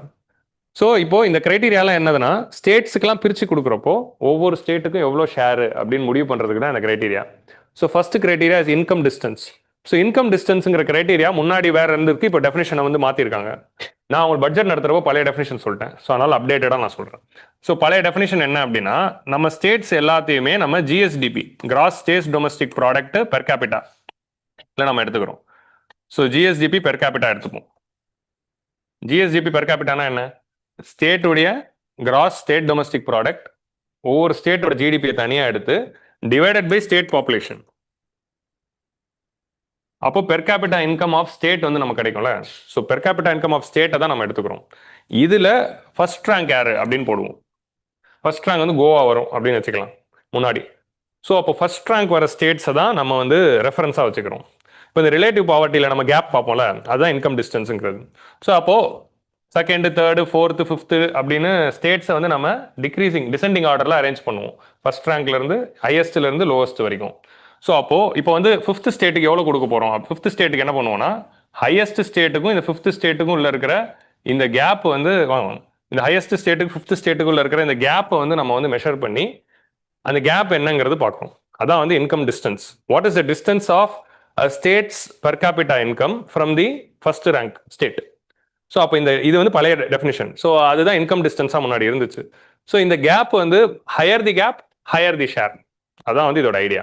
அப்போ இதுக்கு வந்து 45% இருக்கு, இப்போ அது 42% ஆயிருக்கு அப்படின்னா 42.5 ஆயிருக்குன்னா இதுக்கு தான் ஹையஸ்ட் வெயிட்டேஜ் கொடுத்துருக்காங்க. அப்போ ஹையர் தி கேப், அப்போ வந்து பாட்டம் மோஸ்ட் இப்போ வந்து பீகார் வந்து கீழே இங்கே இருக்குன்னு வச்சுக்கோங்களேன். அப்போ பீகாரோட பெர் கேபிட்டா இன்கம் கம்மியாக இருக்கும். அப்போ income distance of Bihar from first rank is very high. Higher the gap higher the share அப்படின்னு வரும்போது லெஸ் டெவலப்டு ஸ்டேட்ஸுக்கு அதிக ஷேர் போகும். அப்போ இப்போ தமிழ்நாடுலாம் வந்து இப்போ இங்கே மேலே வருது அப்படின்னு வச்சுக்கிட்டிங்கன்னா இங்கே வந்து இன்கம் கேப் வந்து கம்மியாக இருக்கும், 5ஆவதோ 4ஆவதா இருக்குன்னா அப்போ லோவர் தி டிஸ்டன்ஸ்னா அப்போ லோவர் தி ஷேர். இதுக்கு ஹையஸ்ட் வெயிட்டேஜ் கொடுத்துருக்கிறதுனால என்ன ஆயிடுது, ஆட்டோமேட்டிக்காக டெவலப்மெண்ட்ல பின்தங்கிய states like Bihar, UP or Rajasthan இல்லை, பீகார், யூபி, சத்தீஸ்கர், ஜார்க்கண்ட், ஒடிஷா இவங்களுக்குலாம் நல்ல ஷேர் போயிடும். நார்த் ஈஸ்ட் ஸ்டேட்ஸ்க்கு ஓரளவுக்கு போயிடும். ஸோ அப்போ இதுதான் வந்து ஒரு மேஜர் ரோல் வந்து பிளே பண்ணுது. இதுதான் இன்கம் டிஸ்டன்ஸ். ஸோ புரிஞ்சிச்சா? இது பழைய டெஃபினேஷன். 15 ஃபினான்ஸ் கமிஷன் வரைக்கும் இதுதான் டெஃபினேஷன் இருந்துச்சு. 16th என்ன பண்ணியிருக்காங்க அப்படின்னா டாப் 3யோட ஆவரேஜ் எடுத்துக்கிட்டாங்க. ஸோ 16 ஃபினான்ஸ் கமிஷனோட இன்கம் டிஸ்டன்ஸ் டெஃபினேஷன் என்ன? இப்போ ப்ரிலிம்ஸ்ல இது வரைக்கும் கிரைட்டீரியா தான் என்னன்னு தான் கேட்டிருக்காங்க. கிரைட்டீரியாவோட மீனிங் இது வரைக்கும் கேட்டதில்லை. ஸோ அப்போ அடுத்து இந்த வருஷம் ப்ரிலிம்ஸ்ல புதுசாக ஏதாவது கேட்கணும் அப்படின்னு நினைச்சா கிரைட்டீரியாவோட டெஃபினேஷன் கேட்கலாம். வாட் இஸ் இன்கம் டிஸ்டன்ஸ்னே கேட்கலாம். So income distance is the difference between the per capita GSDP of the state and the average per capita GSDP of top 3 large states with highest per capita. So நம்ம என்ன பண்றோம்னா முதல்ல இருக்கிற first ஸ்டேட்டுக்கும் அந்த ஸ்டேட்டுக்கு எவ்வளோ கேப்புங்கிறது மட்டும் பார்க்காம டாப் 3 ஸ்டேட்ஸ் எடுத்துக்கிறோம். அவங்க 3 பேருடைய பெர் கேபிட்டா இன்கமோட ஆவரேஜ் எடுத்துக்கிறோம். அந்த ஆவரேஜ்ல இருந்து கேப் பார்க்குறோம். ஸோ அப்போ உங்களுக்கு புரியுதா? ஸோ டாப் 3 ஸ்டேட்ஸோடைய ஆவரேஜ் தான். ஸோ இதுக்கு முன்னாடி எப்படி இருந்ததுன்னா வெறும் டாப் ஸ்டேட்ல இருந்து கேப் எடுக்கிறோம். இப்போ டாப் 3 ஸ்டேட்ஸோடைய ஆவரேஜ் வேல்யூன்னு ஒரு வேல்யூ வந்துடும். இந்த வேல்யூக்கும் இப்போ 8வது ஒரு ஸ்டேட் இருக்குன்னா அவங்களுக்கு எவ்வளோ கேப் இருக்கு அப்படிங்கிறத வச்சு இங்கே நம்ம வந்து அவார்டு வந்து கொடுக்குறோம். ஸோ அதான் வந்து இந்த வெர்டிகல் இம்பேலன்ஸ். அப்போ டாப் 3 ஸ்டேட்ஸுக்கு இதில் ரொம்ப கம்மியான வேல்யூ தான் வரும். ஏன்னா ரொம்ப மைன்யூட்டாக தானே இருக்கும், ஆல்மோஸ்ட் சேம் ஆகிடும். முன்னாடிலாம் ஃபர்ஸ்ட் ஸ்டேட்டுக்கு இதுலேருந்து எதுவுமே வராது, மேஜராக இதில் அடி வாங்கிடும், 0 தான் வரும். இந்த ஒரு கிரைட்டீரியாவில் 0 வந்துடும். ஏன்னா அவங்க இன்கம் டிஸ்டன்ஸ் 0ல இருக்கும். ஸோ அப்போது அந்த கேப்பை வச்சு கொடுக்குறாங்க. So this is playing the major role. So top 3 ஸ்டேட்ஸோடைய ஆவரேஜை வந்து எடுத்துக்கிறாங்க. ஸோ ரெண்டாவது கிரைட்டீரியா என்ன பார்க்குறோம் அப்படின்னா பாப்புலேஷன். பாப்புலேஷனுங்கிறது செகண்ட்ல வரும்போது ஆட்டோமேட்டிக்லி பீகார், யூபி, ராஜஸ்தான் இவங்க எல்லாருமே முன்னாடி வந்துருவாங்க. நார்த் ஈஸ்ட் ஸ்டேட்ஸ்க்கு இன்கம் டிஸ்டன்ஸ் கம்மியாக இருந்தாலும் பாப்புலேஷன்ல இன்னும் கம்மியாக இருக்கிறதுனால பின்னாடி போயிடுவாங்க. ஸோ பாப்புலேஷனுக்கு அடுத்து 17.5 வெயிட்டேஜ் 15லேருந்து 17.5 ஆக்கியிருக்காங்க. 2011 பாப்புலேஷன் எடுத்திருக்காங்க. உங்களுக்கு புரியுதா? So 2011 பாப்புலேஷனில் 17.5 weightage. அப்போ பாப்புலேஷன் இப்போ என்ன ஆகுதுன்னா 14th ஃபினான்ஸ் கமிஷன் வரைக்கும் எப்படி இருந்துச்சு அப்படின்னா 1971 பாப்புலேஷன் எடுத்துக்கிட்டாங்க, 2011 பாப்புலேஷன் எடுத்துக்கிட்டாங்க 13th finance commission. 14th finance commission தான் என்ன பண்ணாங்க அப்படின்னா இந்த பாப்புலேஷன் அண்ட் டெமோகிராஃபிக் பெர்ஃபார்மன்ஸ் அப்படின்னு அதை சேஞ்ச் பண்ணாங்க. 15th ஃபினான்ஸ் கமிஷன் அதை கண்டினியூ பண்ணுறாங்க. ஸோ என்னதுன்னா இந்த 1971 பாப்புலேஷனையும் எடுத்துக்கிட்டாங்க, 2011 பாப்புலேஷனையும் எடுத்துக்கிட்டாங்க. ஏன்னா 1971 பாப்புலேஷன் யாருக்காகனா states which have reduce their population. 1971 வரைக்கும் இந்தியாவில் எல்லா ஸ்டேட்ஸ்லையும் அதிகமான பாப்புலேஷன் தான் இருந்துச்சு. அதுக்கப்புறம் 70s தான் நம்ம வந்து ஃபேமிலி பிளானிங்லாம் கொண்டு வந்து பாப்புலேஷனை கண்ட்ரோல் பண்ணோம் அப்படின்னு ஸ்டெப்ஸ் எடுத்தோம். அந்த கவர்மெண்டோட அட்வைசரி கேட்டு பயங்கரமாக அதை இம்ப்ளிமெண்ட் பண்ணி பாப்புலேஷனாக கண்ட்ரோல் பண்ணி ஸ்டேபிளாக கொண்டு வந்துட்டோம். நாம் இருவர் நமக்கு இருவர் அப்படின்னு சொல்லி, நாம் இருவர் நமக்கு ஒருவர் அப்படின்னு சொல்லி இந்த ரீப்ரொடக்டிவ் கான்ட்ரசெப்டிவ்ஸ் இதை பற்றின அவேர்னஸ்லாம் கொடுத்து தமிழ்நாடு மாதிரியான சதர்ன் ஸ்டேட்ஸ் எல்லாருமே பாப்புலேஷனை கண்ட்ரோல் பண்ணிட்டோம். அப்படி கண்ட்ரோல் பண்ணி நம்மளோட பாப்புலேஷன் இப்போ கம்மியாயிடுச்சு. இப்போ பாப்புலேஷன் ஒரு கிரைட்டீரியா வச்சு தான் நான் பணம் கொடுப்பேன் அப்படின்னு சொல்லும்போது நமக்குலாம் எப்படி இருக்கும்? நீ சொன்ன அதனால நாங்கள் கேட்டோம், இப்போ நீ அதை வச்சு டிஸ்ட்ரிபியூட் பண்ணுறேன்னா இப்போ நாங்கள் என்ன லூஸா அப்படிங்கிற கொஸ்டின் வருது. அப்போ இது மதிக்காம இன்னுமே வந்து பாப்புலேஷன் வந்து வளர்த்துக்கிட்டே இருக்கிற அந்த ஸ்டேட்ஸுக்கு அதிகமாக போகுது. ஸோ அப்போ you are punishing the efficient அப்படிங்கிற இந்த ஒரு கிரைட்டீரியாவில் தான் அந்த சண்டே வந்துச்சு, எந்த வருஷத்தோட பாப்புலேஷன் எடுக்கணும் அப்படின்னு. ஸோ 13th ஃபினான்ஸ் கமிஷன் வரைக்கும் 2 வருஷத்தையும் எடுத்துக்கலாம்ப்பா, சரிப்பா உங்களுக்கு 1971 பாப்புலேஷன் எடுத்துக்கிறோம், 2011 எடுத்துக்கிறோம். 2011 எதுக்குன்னா இன்னைக்கு இருக்க ரியாலிட்டிஸை ரிஃப்ளெக்ட் பண்ணுறதுக்கு. ஸோ இன்னைக்கு இருக்க ரியாலிட்டிஸும் நம்ம பார்க்கணும், அதுக்குள்ள ஒரு பேலன்ஸ் வரணும். ஸோ 15th ஃபினான்ஸ் கமிஷனில் என்ன பண்ணாங்க, இந்த டெமோகிராஃபிக் பெர்ஃபார்மன்ஸ் அப்படிங்கிறத இதை ஆட் பண்ணும்போது என்ன ஆகுதுன்னா ஃபர்டிலிட்டி ரேட் அப்போ என்ன கிரைட்டீரியா எடுத்தோம்னா டோட்டல் ஃபர்டிலிட்டி ரேட் அப்படிங்கிறது எடுத்துக்கிட்டோம் டெமோகிராஃபிக் பெர்ஃபார்மன்ஸில். எந்தெந்த ஸ்டேட்லாம் வந்து தன்னுடைய ஃபர்டிலிட்டி ரேட்டை குறைச்சிருக்காங்களோ அவங்களுக்கு வந்து நிறைய கம்மியாக இருக்கிறவங்களுக்கு அதிக ஷேருங்கிற மாதிரி. ஸோ 2011 பாப்புலேஷனில் நீங்கள் எடுத்து பார்த்தீங்கன்னா பீகார் யூபிக்கெலாம் அதிகமாக இருக்கும், ஆனால் தமிழ்நாடு ஆந்திரா கேரளாக்கெலாம் ரொம்ப கம்மியாக இருக்கும். அப்போது பாப்புலேஷன் கண்ட்ரோல் பண்ண ஸ்டேட்ஸுக்கெல்லாம் இந்த கிரைட்டீரியா வந்து டிஸ்இன்சென்டிவாக இருக்குது. 17% இதுக்கு வெயிட்டேஜ் கொடுக்குறப்போ அப்போ என்ன ஆயிடுதுன்னா அப்போ டெமோகிராஃபிக் பெர்ஃபார்மன்ஸ் நல்ல பெர்ஃபார்ம் பண்ணுற ஸ்டேட்ஸுக்குன்னு இன்னொரு கிரைட்டீரியா ஆட் பண்ணி அதுக்கு ஒரு வெயிட்டேஜ் நம்ம வந்து கொண்டு வந்துட்டோம். ஸோ ரெண்டுத்துக்குமே நம்ம இதுக்கு வந்து 0.25 ஏற்றிட்டோம், ஆனால் இதுக்கு 0.25 குறைச்சிட்டோம். ஸோ இதையும் வந்து கன்சர்னாக வந்து சொன்னாங்க. டெமோகிராஃபிக் பெர்ஃபார்மன்ஸில் 15 ஃபினான்ஸ் கமிஷன் வந்து டெஃபினேஷன் வேறு, 16 ஃபினான்ஸ் கமிஷனோட டெஃபினேஷன் வேறு. 15 ஃபினான்ஸ் கமிஷன் தான் டோட்டல் ஃபர்டிலிட்டி ரேட்டை கிரைட்டீரியா வச்சுக்கிட்டாங்க. டோட்டல் ஃபர்டிலிட்டி ரேட்னா என்ன? Number of woman number of children woman can bear in her reproductive age. Reproductive ஏஜில் பியூபர்ட்டி டு மெனோபாஸ்க்குள்ள ஒரு உமன் எத்தனை குழந்தைங்க வந்து பெற்றுக்கிறாங்க அப்படிங்கிறதோட ஆவரேஜ் தான் டோட்டல் ஃபர்டிலிட்டி ரேட். இப்போ அது தமிழ்நாடு மாதிரியான சதர்ன் ஸ்டேட்ஸுக்கு அது குறைஞ்சிருக்கும். நமக்குலாம் 1.8 1.7 போயிடுச்சு. யூபி பீகாருக்குலாம் 3ல் இருக்குது, 2.83 அப்படின்னு இருக்குது. ஸோ அப்போது கம்மியாக இருந்துச்சுன்னா அவங்களுக்கு அதிக ஷேர் அப்படிங்கிற மாதிரி இருந்துச்சு. ஸோ இப்போ வந்து 11ஓட பாப்புலேஷன் எடுத்துக்கிட்டோம், டெமோகிராஃபிக் பெர்ஃபார்மன்ஸ் எடுத்துருக்கணும். ஆனால் கரண்ட் டெமோகிராஃபிக் பெர்ஃபார்மன்ஸ் டேட்டா என்ன அப்படிங்கிறது பார்ப்போம்.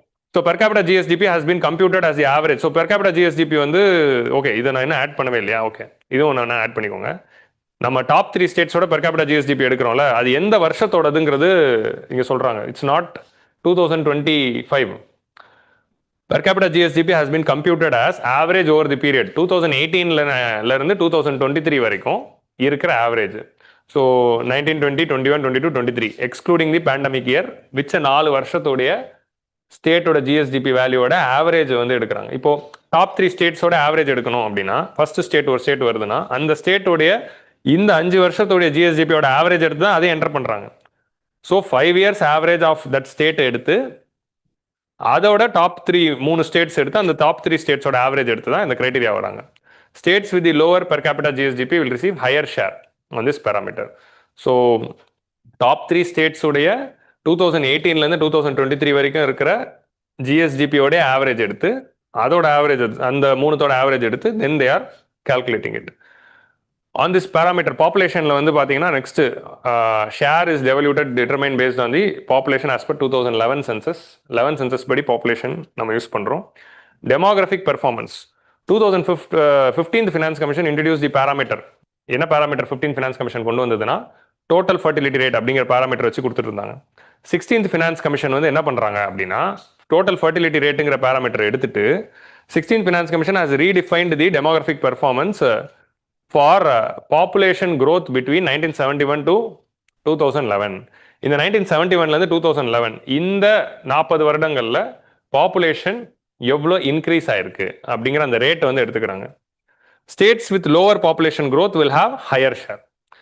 1971லேருந்து 2011 இந்த 40 வருஷம் இருக்கா, இந்த 40 வருஷத்தில் ஒவ்வொரு ஸ்டேட்டுக்கும் எவ்வளோ பாப்புலேஷன் க்ரோத் இருக்குது அப்படிங்கிற அந்த நம்பர் எடுத்துக்கிறாங்க, க்ரோத் ரேட்டு. க்ரோத் ரேட் கம்மியாக இருக்கிறவங்களுக்கு அதிக ஷேரு, அதிகமாக இருக்கிறவங்களுக்கு கம்மி ஷேரு. ஸோ அப்போது அதை வச்சு they are changing the meaning of demographic performance. So demographic performances ஓட டெஃபினிஷன் வந்து இதுதான். ஸோ கிளியரா? ஸோ அடுத்ததாக நம்ம யூஸ் பண்ணுற பேராமீட்டர் வந்து forest.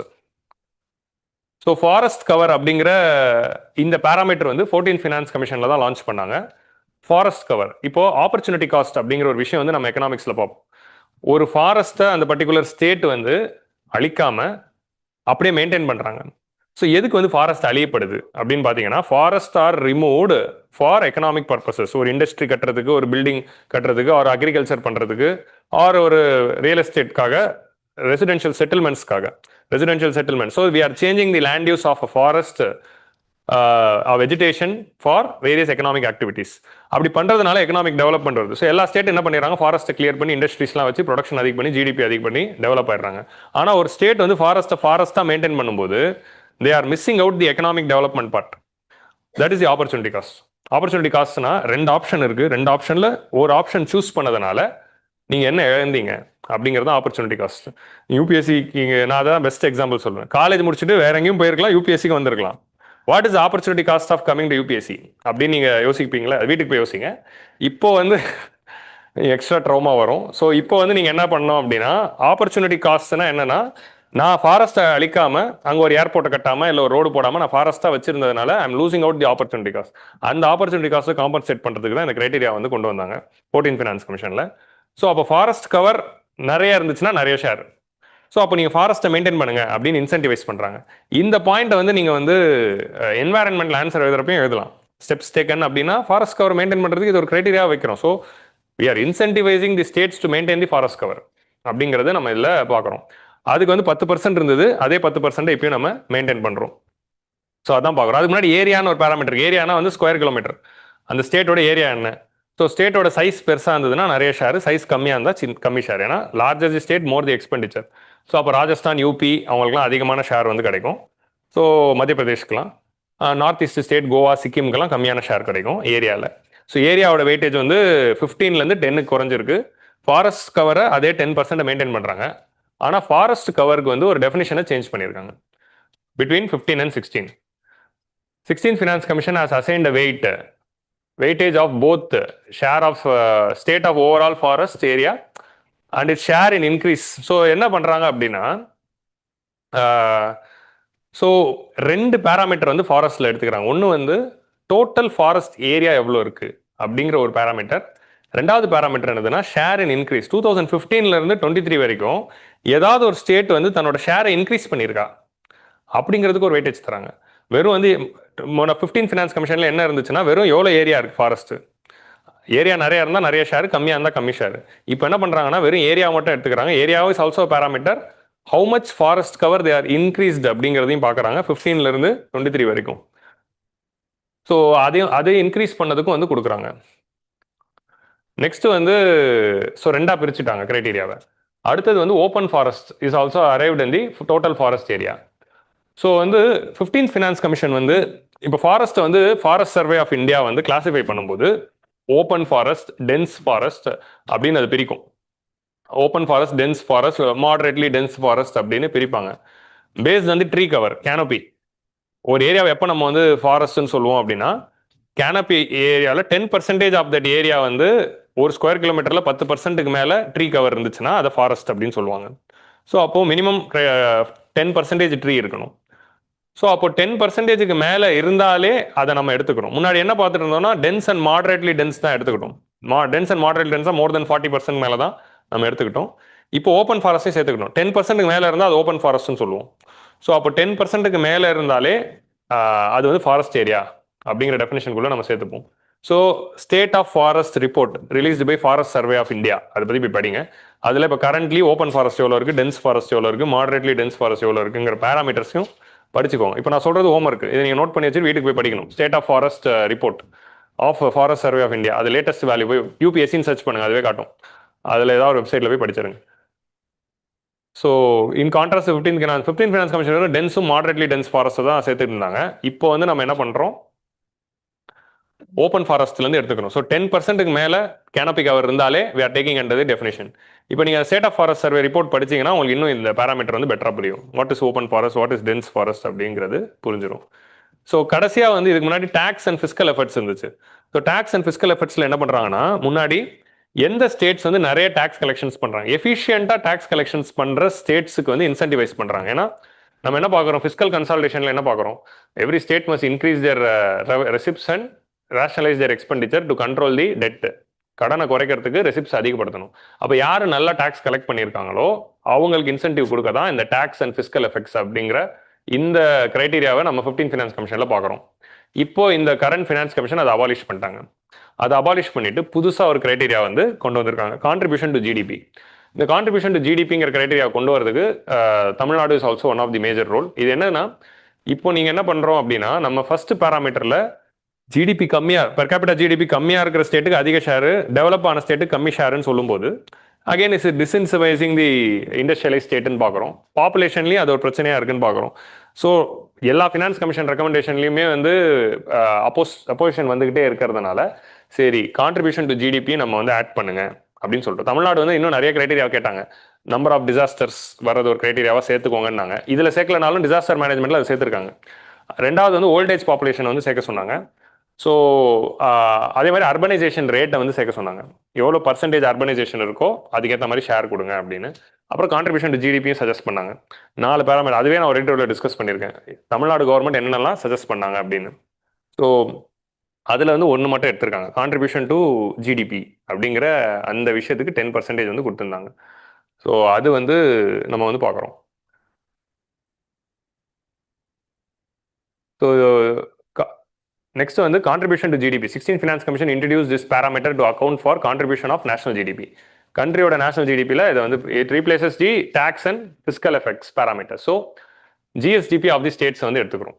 ஸ்டேட்டோட gross state domestic product என்ன அப்படிங்கறத எடுத்துக்கிறோம். இது எடுத்துக்கிறப்போ ஒரு ட்விஸ்ட் இருக்கு. எடுக்கிறப்போ வெறும் ஜிஎஸ்டிபி எடுக்காம ஸ்கொயர் ரூட் எடுத்துக்கிறோம். உங்களுக்கு புரியுதா? இது வந்து ஒரு ஃபார்முலா. ஏன் ஸ்கொயர் ரூட் எடுக்கிறோம்னா, ஜிடிபிங்கிறத டைரக்டா அப்படியே வச்சுட்டா இதோட பேராமீட்டர்ல அப்போ டெவலப்டு ஸ்டேட்ஸ்க்குலாம் ரொம்ப போயிடும். இப்போ மகாராஷ்டிராக்கு, தமிழ்நாட்டுக்கெல்லாம் ஸ்கொயர் ரூட்டா எடுக்கிறப்போ கொஞ்சம் குறையும். ஸோ இதோட எஃபெக்ட் ரொம்ப இருந்துடக்கூடாது அப்படிங்கிறதுக்காக ஸ்கொயர் ரூட் போட்டாங்க. வெளியே இருந்து பார்க்குறப்போ ஓகே ஸ்டேட் ஜிடிபிக்கும் கான்ட்ரிபியூஷன் இருக்கு அப்படின்னு சொன்னாங்க. ஃபார்முலாவில் எடுத்து பார்த்தா ஸ்கொயர் ரூட் இருக்கு. ஸோ அது அவங்களே சொல்லியிருக்காங்க. Contribution of GDP by state is calculated as square root of GSDP to the sum of square root of GSDP of all the state. So இது என்ன ஃபார்முலா அப்படின்னா, இந்த ஃபார்முலா கவனிங்க. இட்ஸ் நாட் தட் வெறும் GSDP. So square root of GSDP of Tamil Nadu divided by square root of GSDP of all states. So சம்மேஷன்னா என்ன? எல்லா ஸ்டேட்ஸோடைய ஜிஎஸ்டிபியையும் add பண்ணி அதை ஸ்கொயர் ரூட் எடுத்துடுறோம். அது டினாமினேட்டர். நியூமரேட்டரில் அந்த பர்டிகுலர் ஸ்டேட்டோடைய ஜிஎஸ்டிபி அதோட ஸ்கொயர் ரூட்டு. ஸோ இப்படி போட்டு இது வந்து ஒரு பேராமீட்டராக வச்சுக்கிறோம். அப்போ இது ஃப்ராக்மெண்ட், இது வந்து ஃப்ராக்ஷன்ஸாக இருக்கிறதுனால 0 to 1 தான் இதோட வேல்யூ வரும். Obviously denominator is going to be high. 0 to 1 இதோட வேல்யூ வரும்போது higher the value more the share. அப்போ தமிழ்நாடோட ஜிடிபி அதிகமாக இருந்ததுன்னா நிறைய ஷேர் வரும். ஒரு ஸ்டேட்டோட ஜிஎஸ்டிபி வேல்யூ வந்து 0 to 1 கம்மியாக இருக்குது அப்படின்னா அது கம்மி ஷேர் போகும். ஸோ இதுதான் வந்து இதில் இவங்க எடுத்துக்கிட்ட formula. GSDP of each state has been measured as average nominal GSDP தான். அதே 2018 23 வரைக்கும் எக்ஸ்க்ளூடிங் பேண்டமிக் இயர். இந்த எக்ஸ்க்ளூடிங் பேண்டமிக் இயருங்கிற பிராக்கெட்லாம் நோட் பண்ணிக்கோங்க. இதெல்லாம் வந்து ப்ரிலிம்ஸில் ஸ்டேட்மெண்ட்டாக வரும்போது நம்ம கன்ஃபியூஸ் ஆகும். என்ன சம்டைம்ஸ் இது அப்படியே வந்து காப்பி பேஸ்ட் பண்ணிடுவாங்க. உங்களுக்கு புரியுதா? ஸோ அதனால் வந்து இதை ஞாபகம் வச்சுக்கோங்க. அந்த பேராமீட்டரில் ஸ்கொயர் ரூட் இருக்கிறதையும் ஞாபகம் வச்சுக்கோங்க. ஸோ ஸ்கொயர் ரூட் போட்டு தான் கொடுக்குறாங்க. ஸோ கிளியரா? இப்போ இந்த பேராமீட்டர்ஸை நம்ம வந்து எதெல்லாம் அதிகமாக இருக்குது, அடுத்து வந்து ப்ரிலிம்ஸில் எது கேட்கலான்னா எந்தெந்த பேராமீட்டர்லாம் இன்க்ரீஸ் ஆயிருக்கு, எதாவது டிக்ரீஸ் ஆயிருக்கு. நீங்கள் இதை வந்து நியூமரிக்கலாகவே மனப்பாடம் பண்ணிக்கோங்க. ஏன்னா மெயின்ஸ் பாயிண்ட் ஆஃப் வியூவில் அப்படியே எழுத வேண்டியது வரும்.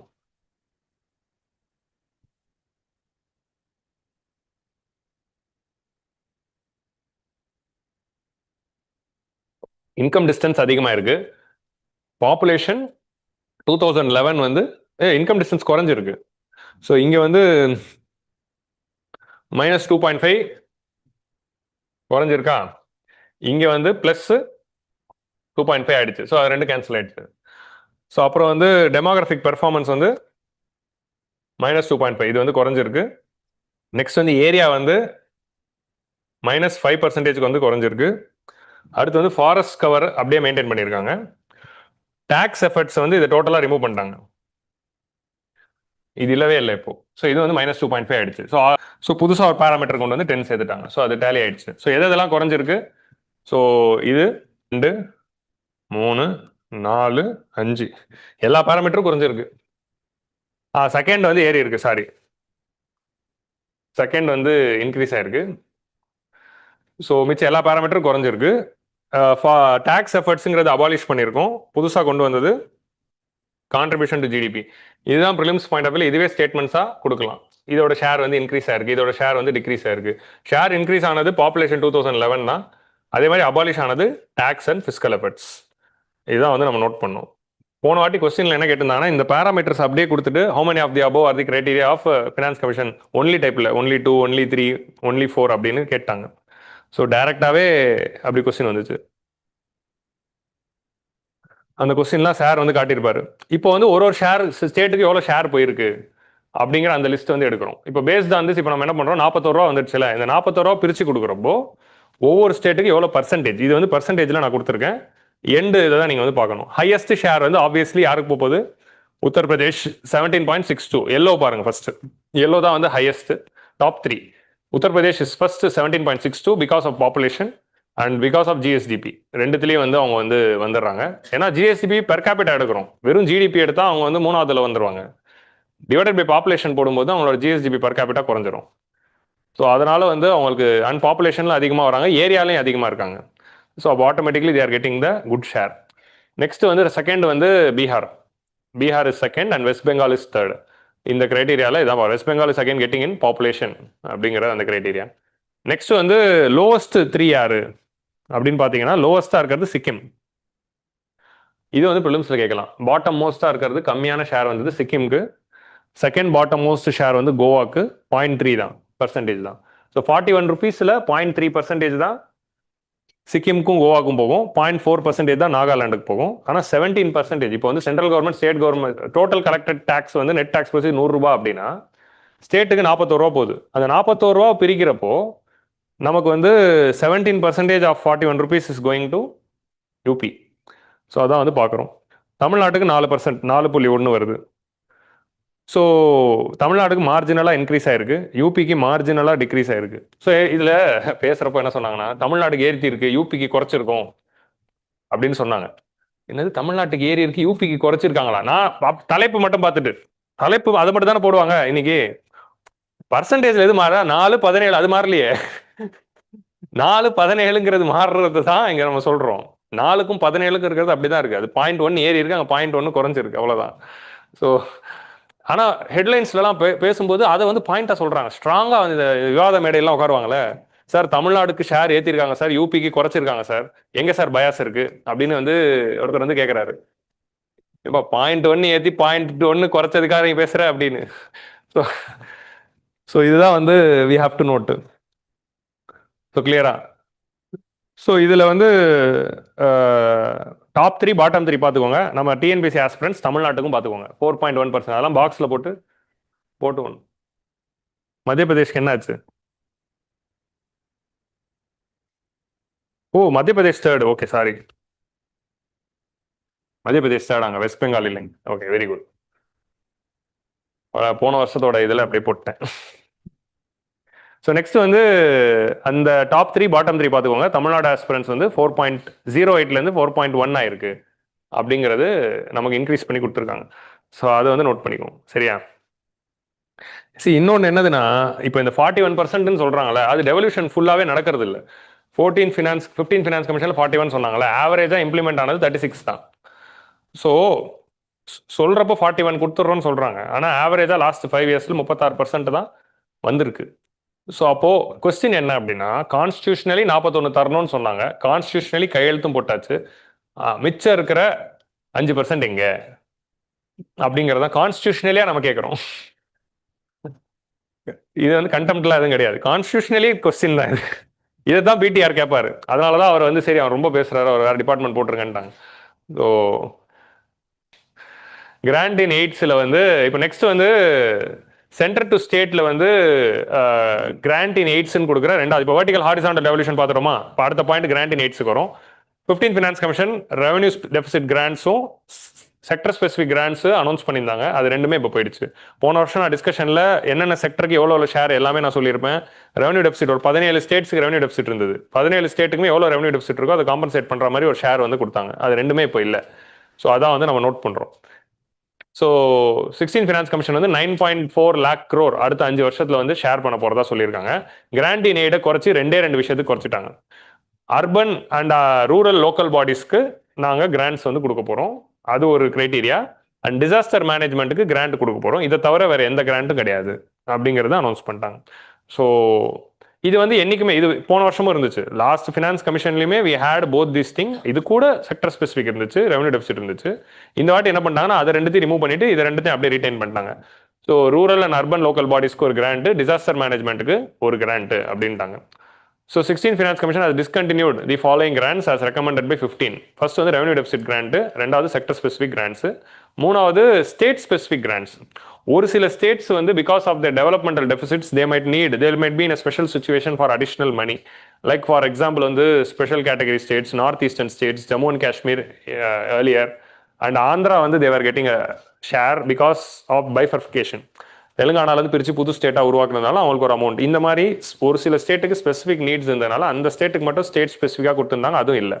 ஸோ இதுதான் ஸ்டேட்மெண்ட்டில் வரும். எந்தெந்த கிராண்ட்ஸ் வந்து இப்போ டிஸ்கண்டினியூ பண்ணிட்டாங்க, ஆர் ஸ்டேட் ஸ்பெசிஃபிக் கிராண்ட் இந்த வருஷம் 4 ஸ்டேட்டுக்கு கொடுத்துருக்காங்கன்னு ஒரு ஸ்டேட்மெண்ட் கொடுக்கலாம். ஸோ அது தப்பு. ஸோ அது வந்து நம்ம வந்து ரிமூவ் பண்ணியிருக்காங்க. ஸோ கிளியரா. ஸோ அப்போ கிராண்டோட டோட்டல் அமௌண்ட் வந்து 9.4 lakh. அதில் வந்து 9.4 lakhல ரூரல் லோக்கல் பாடிஸ்க்கு வந்து 4.3 lakhs வந்து போகுது. போன வாட்டி ஆக்சுவலி டோட்டலாகவே லோக்கல் செல் கவர்மெண்ட்டுக்கு 4 lakhs தான் இருந்துச்சு. இப்போ டோட்டல் தான் லோக்கல் கவர்மெண்ட்டுக்கு 7 lakhs ஆயிடுச்சு, 7.9 ஆயிருக்கு.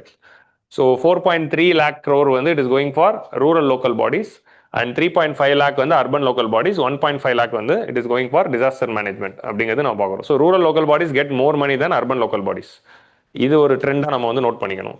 ரூரலுக்கு 4.3, அர்பனுக்கு 3.5 தான் lakh crores. ஸோ அது வந்து பார்க்குறோம். இப்போ இந்த ரூரல் லோக்கல் பாடிஸ்க்கும் அர்பன் லோக்கல் பாடிஸ்க்கும் கொடுக்குற பணத்தை வந்து நம்ம வந்து பேசிக் பர்ஃபார்மன்ஸ் கிராண்ட் அப்படின்னு பிரிக்கிறாங்க. அது என்னங்கிறது பார்ப்போம். ஓகே, இப்போதைக்கு ஜஸ்ட் யூ நோட் டவுன். 9.4ல 4.3 வந்து ரூரல், 3.5 வந்து அர்பன், 1.5 வந்து டிசாஸ்டர். இது சும்மா ஓவராலாக ஞாபகம் வச்சுக்கிட்டா போதும். ஏன் இந்த நம்பர் யார் ஞாபகம் வச்சுக்கணும் அப்படின்னா, இன்கேஸ் டிஎன்பிசியில் they can ask the recommendations, what are all the recommendations அப்படின்னு எழுதுறப்போ இதெல்லாம் கொஞ்சம் போட்டு எழுதி விட்டா அதில் மார்க் போடுவாங்க அப்படின்னு ஒரு நம்பிக்கை உண்டு. ஸோ அதனால் ஷோராக சொல்ல முடியல, நம்பிக்கை உண்டுன்னு தான். ஸோ அதனால் மனப்பாடம் பண்ணி தான் ஆகணும். இப்போ நெக்ஸ்ட் வந்து பேசிக் கிராண்ட்ஸ். இப்போ வந்து நெக்ஸ்ட் வந்து என்ன பார்க்குறோம் அப்படின்னா, ரூரல் லோக்கல் பாடிஸ் கொடுக்குற கிராண்ட்டை பேசிக் கிராண்ட் அண்ட் பெர்ஃபார்மன்ஸ் கிராண்ட்னு சொல்கிறோம். பேசிக் கிராண்ட்னா என்ன அப்படின்னா, 2 கிரைட்டீரியா. அந்த பர்டிகுலர் ஒரு பஞ்சாயத்து எடுக்கிறோம்ல, இப்போ இது எப்படின்னா ஹாரிசான்டல் டெவல்யூஷன் 28 ஸ்டேட்ஸும் பிரிக்கிறதுக்கு 6 பேராமீட்டர் யூஸ் பண்ணும். இப்போ ரூரல் லோக்கல் பாடி பஞ்சாயத்து கொடுக்கணும், எந்த பஞ்சாயத்துக்கு எவ்வளோ பணம். இப்போ டோட்டலாக பஞ்சாயத்துக்கு எவ்வளோ பிரிச்சுட்டோம்னா 4.3 lakh crore அப்படின்னு பிரித்து கொடுத்துட்டோம். எல்லா இந்தியாவில் இருக்க எல்லா பஞ்சாயத்துக்கும் 4.3 lakh crore. இப்போ ஒவ்வொரு பஞ்சாயத்துக்கும் தனியாக பிரித்து கொடுக்குறப்போ பஞ்சாயத்துக்கு என்ன கிரைட்டீரியா யூஸ் பண்ண போகிறோம் அப்படிங்கிறது கொஸ்டின் வருதுல்ல. ஹாரிசான்டல் டெவல்யூஷன் அமௌங் பஞ்சாயத்துக்கு யூஸ் பண்ணுற ஃபார்முலா வந்து 2 பேராமீட்டர் தான். ஒன்று ஏரியா, இன்னொன்று பாப்புலேஷன். ஸோ எவ்வளோ ஏரியா வந்து அந்த பஞ்சாயத்தோட சைஸ் இருக்குது, அதில் எவ்வளோ மக்கள் இருக்காங்க அப்படிங்கிற இந்த 2 கிரைட்டீரியா தான். அந்த கிரைட்டீரியா வச்சுட்டு ஒரு பேசிக் கிராண்ட்டு எல்லாருக்கும் கொடுத்துட்றாங்க. So basic grant is given to all. இது வந்து ஒன்று. இந்த 87,000 கோடி பெர்ஃபார்மன்ஸ் கிராண்ட் வாங்கணும் அப்படின்னா ஃபினான்ஸ் கமிஷன் சொல்கிற ஒரு சில கிரைட்டீரியாவை சாட்டிஸ்ஃபை பண்ணணும். ஃபினான்ஸ் கமிஷன் சொல் பேச்சை கேட்டால் தான் பெர்ஃபார்மன்ஸ் கிராண்ட் வரும்.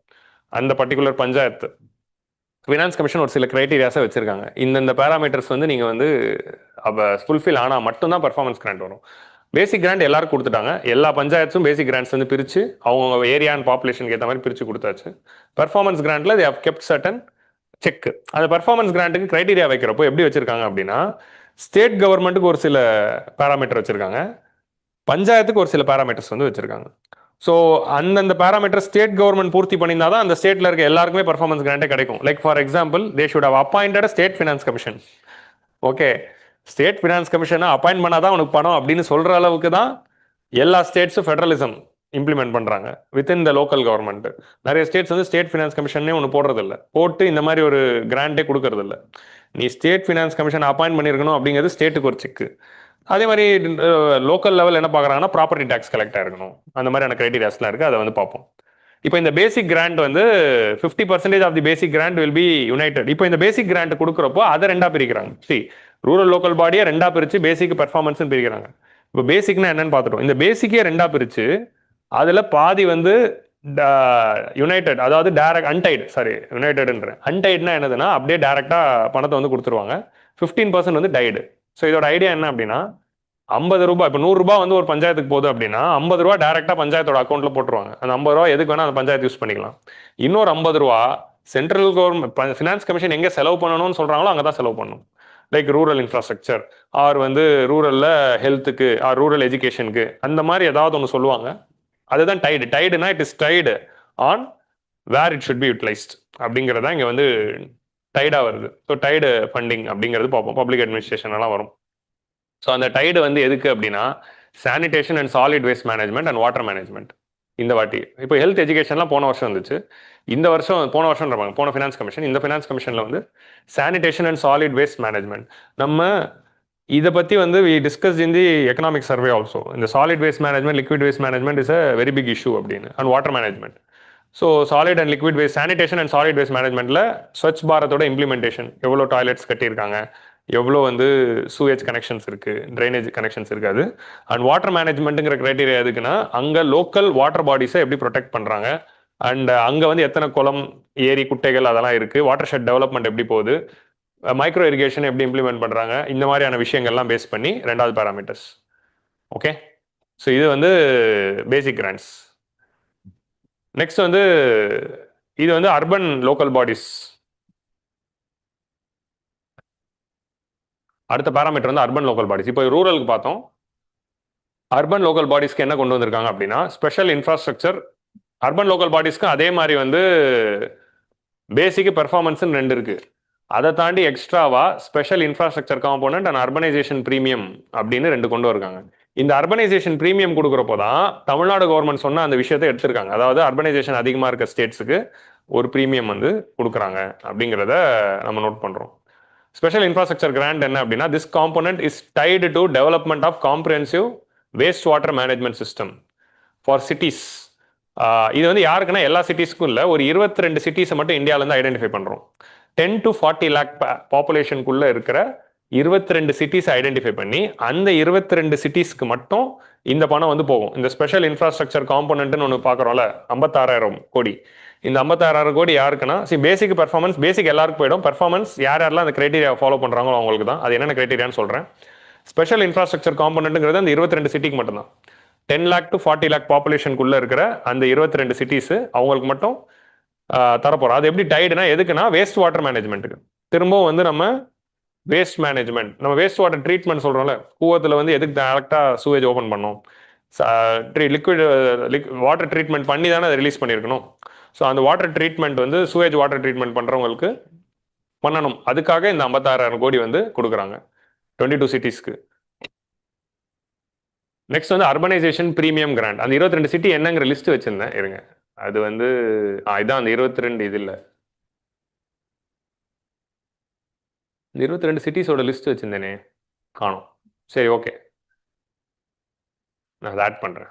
பூனே தான் ஹையஸ்ட் ஷேர் வந்து போச்சு. நம்ம ஊர்லேருந்து மதுரைக்கு மட்டும் வந்திருக்கு. அந்த 22ல் தமிழ்நாட்டிலேருந்து மதுரை இருக்குது. அண்ட் ஹையஸ்ட் ஷேர் வந்து பூனேக்கு போச்சு. ஸோ 22 சிட்டியும் ஞாபகம் வச்சுக்க முடியாது. ஃபஸ்ட்டு ஞாபகம் வச்சுக்கோங்க, தமிழ்நாட்டிலேருந்து இருக்கிற மதுரையை ஞாபகம் வச்சுக்கோங்க, அவ்வளோதான். நெக்ஸ்ட் வந்து அர்பனைசேஷன் ப்ரீமியம் கிராண்ட் வந்து எதுக்குன்னா, this will be release to states as a one time grant. இந்த ஒன் டைம் கிராண்ட் வந்து ஸ்டேட்ஸுக்கு தராங்க. எதுக்குன்னா, டு மர்ஜர் ஆஃப் தி பெரிய urban villages to the adjoining local body areas. So இது என்னென்ன, இதுக்கு இந்த 3 கண்டிஷனை சாட்டிஸ்ஃபை பண்ணாதான் இந்த அர்பனைசேஷன் ப்ரீமியம் கிராண்ட் வந்து கொடுப்பாங்க. ஸோ என்ன கிரைட்டீரியானா, ஃபர்ஸ்ட் வந்து என்னதுன்னா, இப்போ சென்னை கார்பரேஷன் ஒன்று இருந்துச்சு, சுற்றி இருக்கிற பெரிய அர்பன் சப்பர்பன் ஏரியாவெல்லாம் சேர்த்து கிரேட்டர் சென்னை கார்பரேஷன் அப்படின்னு மாற்றிட்டாங்க. அது மாதிரி கிரேட்டர் மதுரை, கிரேட்டர் கோயம்புத்தூர், அந்த மாதிரி வந்து பிரிஹன் மும்பை. பெங்களூருக்கு என்ன இருக்கு, கிரேட்டர் பெங்களூர் தானே, ஏதோ ஒன்று பெரிய பெங்களூரு அப்படிங்கிறதுக்கு கன்னடத்தில் ஏதாவது ஒன்று இருக்கும். ஸோ அந்த மாதிரி வந்து மர்ச் பண்ணி லார்ஜராக நம்ம எக்ஸ்பேண்ட் பண்ணியிருந்தா அவங்களுக்கு ஒன்று. 2வது வந்து rural to urban transition policy. ஒரு ரூரல் ஏரியா அர்பன் ஏரியாவாக மாறும்போது அந்த டிரான்சிஷன் பண்ணுறதுக்கு எப்படி வந்து பிளானிங் பண்ணணும். ஸோ டிரான்சிஷன் பாலிசியில் என்ன இருக்கும் அப்படின்னா, அர்பன் பிளானிங் எப்படி வந்து சிட்டிஸை வந்து நம்ம பிளான் பண்ணணும், ரோட்ஸை வந்து எப்படி பிளான் பண்ணுறது, ட்ரைனேஜ் எப்படி கொண்டு வர்றது. நம்ம அன்பிளான்டாக அப்படியே வந்து டெவலப் பண்ணாமல், இப்போ அண்ணா நகர்லாம் பார்த்தீங்கன்னா பிளான்டு கிரிட் மாதிரி பாக்ஸாக தான் இருக்கும் என்டையர் அண்ணா நகரும். ஸோ அந்த மாதிரி பிளான்டாக அந்த டிரான்சிஷனை வந்து கொண்டு வரணும். அண்ணா நகரும் ரூரல் டு அர்பனாக மாறி இருக்கும் ஒரு கட்டத்தில். 60களில் ரூரல் ஏரியா தான் இது, 60, 70.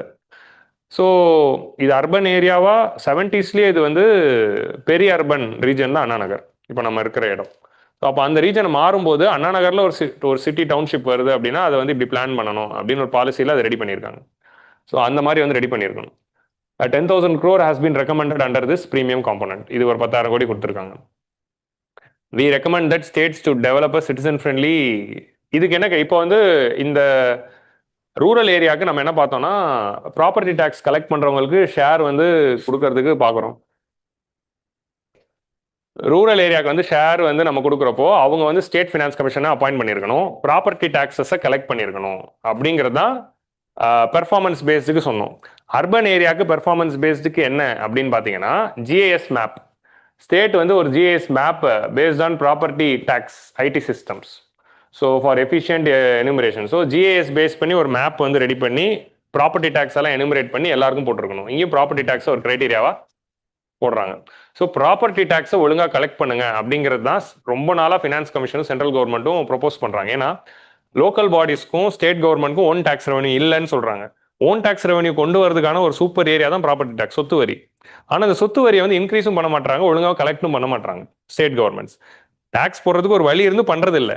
இப்போ ஏன் ஸ்டேட் கவர்மெண்ட்ஸ் அது பண்றது இல்லை அப்படிங்கிற இந்த கொஸ்டின்குள்ள வரும்.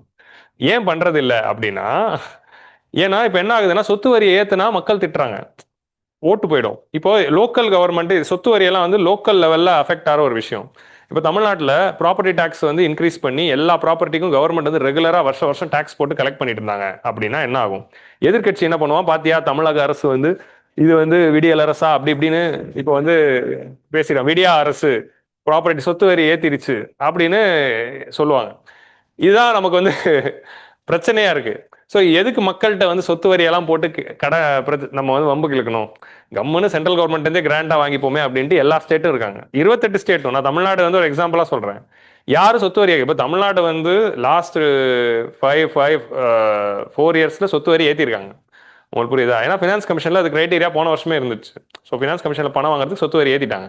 இந்தியாவில் இருக்க எல்லா ஸ்டேட்டும் ஏற்றுச்சா? இல்லை. நம்ம பேசும்போது நீங்கள் தமிழ்நாடு மட்டும் யோசிக்காதீங்க, 28 ஸ்டேட்ஸும் யோசிங்க. ஸோ அப்போ எல்லா ஸ்டேட்ஸும் இதை ஏற்றவே மாட்டாங்க. ஸோ அப்போ அதை ஏற்றணுங்கிறதுக்காக தான் இதை வந்து ஒரு கிரைட்டீரியாவே வச்சிடுறாங்க. எனக்கு இதெல்லாம் வேணாம். இப்போ நார்த் ஸ்டேட்ஸுக்குலாம் என்னதுன்னா, இது என்ன இவ்வளோண்டு தானே வருது, தேவையில்லை. எனக்கு பாப்புலேஷன்லையும் ஏரியாலையும் வந்துடும். யூபி பீகார்லாம் ஜாலியாக இருப்பான். அது 45%. நான் எதுக்கு இந்த 2%க்கு நான் சண்டை போடணும்? 45% கிரைட்டீரியாவில் நான் அங்கே எடுத்துப்பேன் பணத்தை அப்படின்னு சொல்லி இன்எஃபிஷியண்டாகவே இருக்கிறது. ஸோ இதான் வந்து நம்ம வந்து நோட் பண்ணணும் வித் ரெஸ்பெக்ட் டு கவர்னன்ஸ். வெளியே பேசுகிறப்போ இந்த ஃபார்முலாலாம் வேறு மாதிரி பேசலாம். அனாலிசிஸ் பண்ணும்போது எக்கனாமிக் பெர்ஸ்பெக்டிவில் அது என்ன கிரவுண்டில் நடக்குதுங்கிறத தெரிஞ்சுக்கணும்னா நீங்கள் வந்து எக்கனாமிக் இந்த மாதிரி எடிட்டோரியல்ஸ் படிக்கணும். அண்ட் அதில் தான் இந்த கதையெல்லாம் சொல்லுவாங்க. ஸோ நெக்ஸ்ட் வந்து இப்போ வந்து கிராண்ட்ஸ் டு லோக்கல் கவர்மெண்ட்ஸ் வந்து இன்க்ரீஸ் ஆகிட்டே போகுது. 10th ஃபினான்ஸ் கமிஷன் தான், நான் சயின்டிஃபிக்லி கரெக்டாக தான் சொன்னேன். ஸோ 10th ஃபினான்ஸ் கமிஷன்ல இருந்து தான் டைரக்டா லோக்கல் பாடிக்கே பணம் கொடுக்க ஆரம்பிச்சாங்க.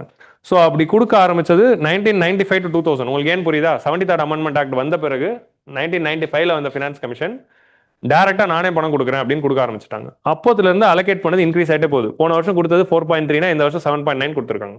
So amount of money given to the local bodies has increase அப்படிங்கிறது நம்ம பார்க்குறோம். நல்ல ரேட்லேயே இன்க்ரீஸ் ஆயிருக்கு அப்படிங்கிறது பார்க்குறோம்.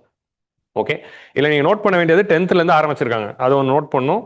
இந்த வருஷம் போன வருஷத்தோட நல்ல ஒரு இன்க்ரீஸ், சப்ஸ்டான்சிவ் இன்க்ரீஸே இருக்குது அப்படிங்கிறத நம்ம நோட் பண்ணுறோம். அவ்வளோதான். இதுதான் ட்ரெண்டில் வந்து நமக்கு ப்ரிலிம்ஸ் பாயிண்ட் ஆஃப் வியூவில் வரும். அடுத்து வந்து இப்போது 7.9 lakh crore வந்து லோக்கல் பாடிஸ் கொடுத்தாலும் ரூரலுக்கு அர்பனுக்கு எப்படி பிரிச்சுக்கிறாங்க அப்படிங்கிற அந்த ஒரு ப்ரொபோர்ஷன் வந்து ஹிந்துவில் வந்து கொடுத்துருந்தாங்க. 10th ஃபினான்ஸ் கமிஷனில் 81-10 அப்படின்னு தான் இருந்திருக்கு. ரூரலுக்கு தான் ஹையஸ்ட் 81 போச்சு, அர்பனுக்கு வந்து 10 தான் கொடுத்தாங்க. So share of urban areas is increasing. உங்களுக்கு புரியுதா? காலம் போக போக இந்தியாவோட அர்பனைசேஷன் அதிகமாக அந்த லோக்கல் பாடிக்கு கொடுக்குற பணத்தில் ரூரலுக்கும் அர்பனுக்கும் பிரிக்கிறப்போ அர்பனுக்கான ஷேர் வந்து இன்க்ரீஸ் ஆகிட்டே போகுது. Still rural is 55%, urban is 45%. But last year it was 64-36. So 2/3 1/3 இருந்தது. இப்போ கிட்டத்தட்ட 55-45 வந்திருக்கு. ஏன்னா அர்பனைசேஷன் அதிகமாயிட்டே போகுது அப்படிங்கிற அந்த ஒரு ரீசன்னால இது வந்து ப்ரிலிம்ஸ்ல ஸ்டேட்மெண்ட்டாக வரலாம். இந்த பிக்சர் அப்படியே ஸ்டேட்மெண்ட்டாக வரலாம். The share of the grants given to urban local bodies is increasing since 10th Finance Commission recommendations அப்படிங்கிறது ஸ்டேட்மெண்ட்டாக வரலாம். அப்படிதான் நம்ம வந்து டேட்டா பாயிண்ட் வந்து அப்ரோச் பண்ணணும். நெக்ஸ்ட் வந்து லோக்கல் பாடிஸ் கொடுத்ததுல எந்த ஸ்டேட்டுக்கு ஹையஸ்ட் போயிருக்கு. இப்போ நம்ம ஜென்ரலா வெர்டிக்கல் ஹாரிசான்டல் டெவல்யூஷன்ல எந்த ஸ்டேட்டுக்கு அதிகமாக போச்சுங்கிறது போன ஸ்லைட்ல பார்த்தோம். இந்த ஸ்லைட்ல நம்ம பார்க்கறது லோக்கல் பாடிஸ் கிடைச்ச கிராண்ட்ல எந்த ஸ்டேட்டுக்கு அதிகமாக போயிருக்கு அப்படிங்கிறத பார்க்குறப்போ ஹையஸ்ட் பர்சன்டேஜ் சேஞ்ச் படி பார்த்தீங்கன்னா ஹையஸ்ட் பர்சன்டேஜ் சேஞ்ச் வந்து it has gone to Kerala. கேரளாவுக்கு வந்து பார்த்தீங்கன்னா போன ஃபினான்ஸ் கமிஷனில் 3200 போச்சு, இந்த ஃபினான்ஸ் கமிஷனில் 16,000 வந்திருக்கு. ஸோ கேரளாவுக்கு தான் ஹையஸ்ட் சேஞ்ச், 400% ரைஸ் வந்து பண்ணியிருக்காங்க. ஸோ இப்போ வால்யூம் வைஸ் நீங்கள் பார்த்தீங்கன்னா automatically it will go to 33,000. Maharashtra எங்கே இருக்காங்களா? 46,000. ஸோ மகாராஷ்டிராவுக்கு தான் போகுது. மும்பையே வந்து மும்பை இஸ் மேஜர் பிளேயர், அது வந்து அங்கே வந்துடுது. நெக்ஸ்ட் வந்து UP. Next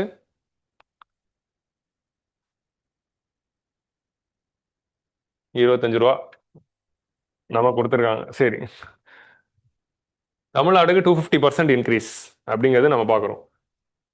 so these are all the important changes. So தமிழ்நாடுக்கு வந்து அர்பன் லோக்கல் பாடிஸ், இந்த ரூரல் லோக்கல் பாடிஸ்லேருந்து வந்த ஷேர் வந்து இன்க்ரீஸ் ஆயிருக்கு. So that is important change. Okay,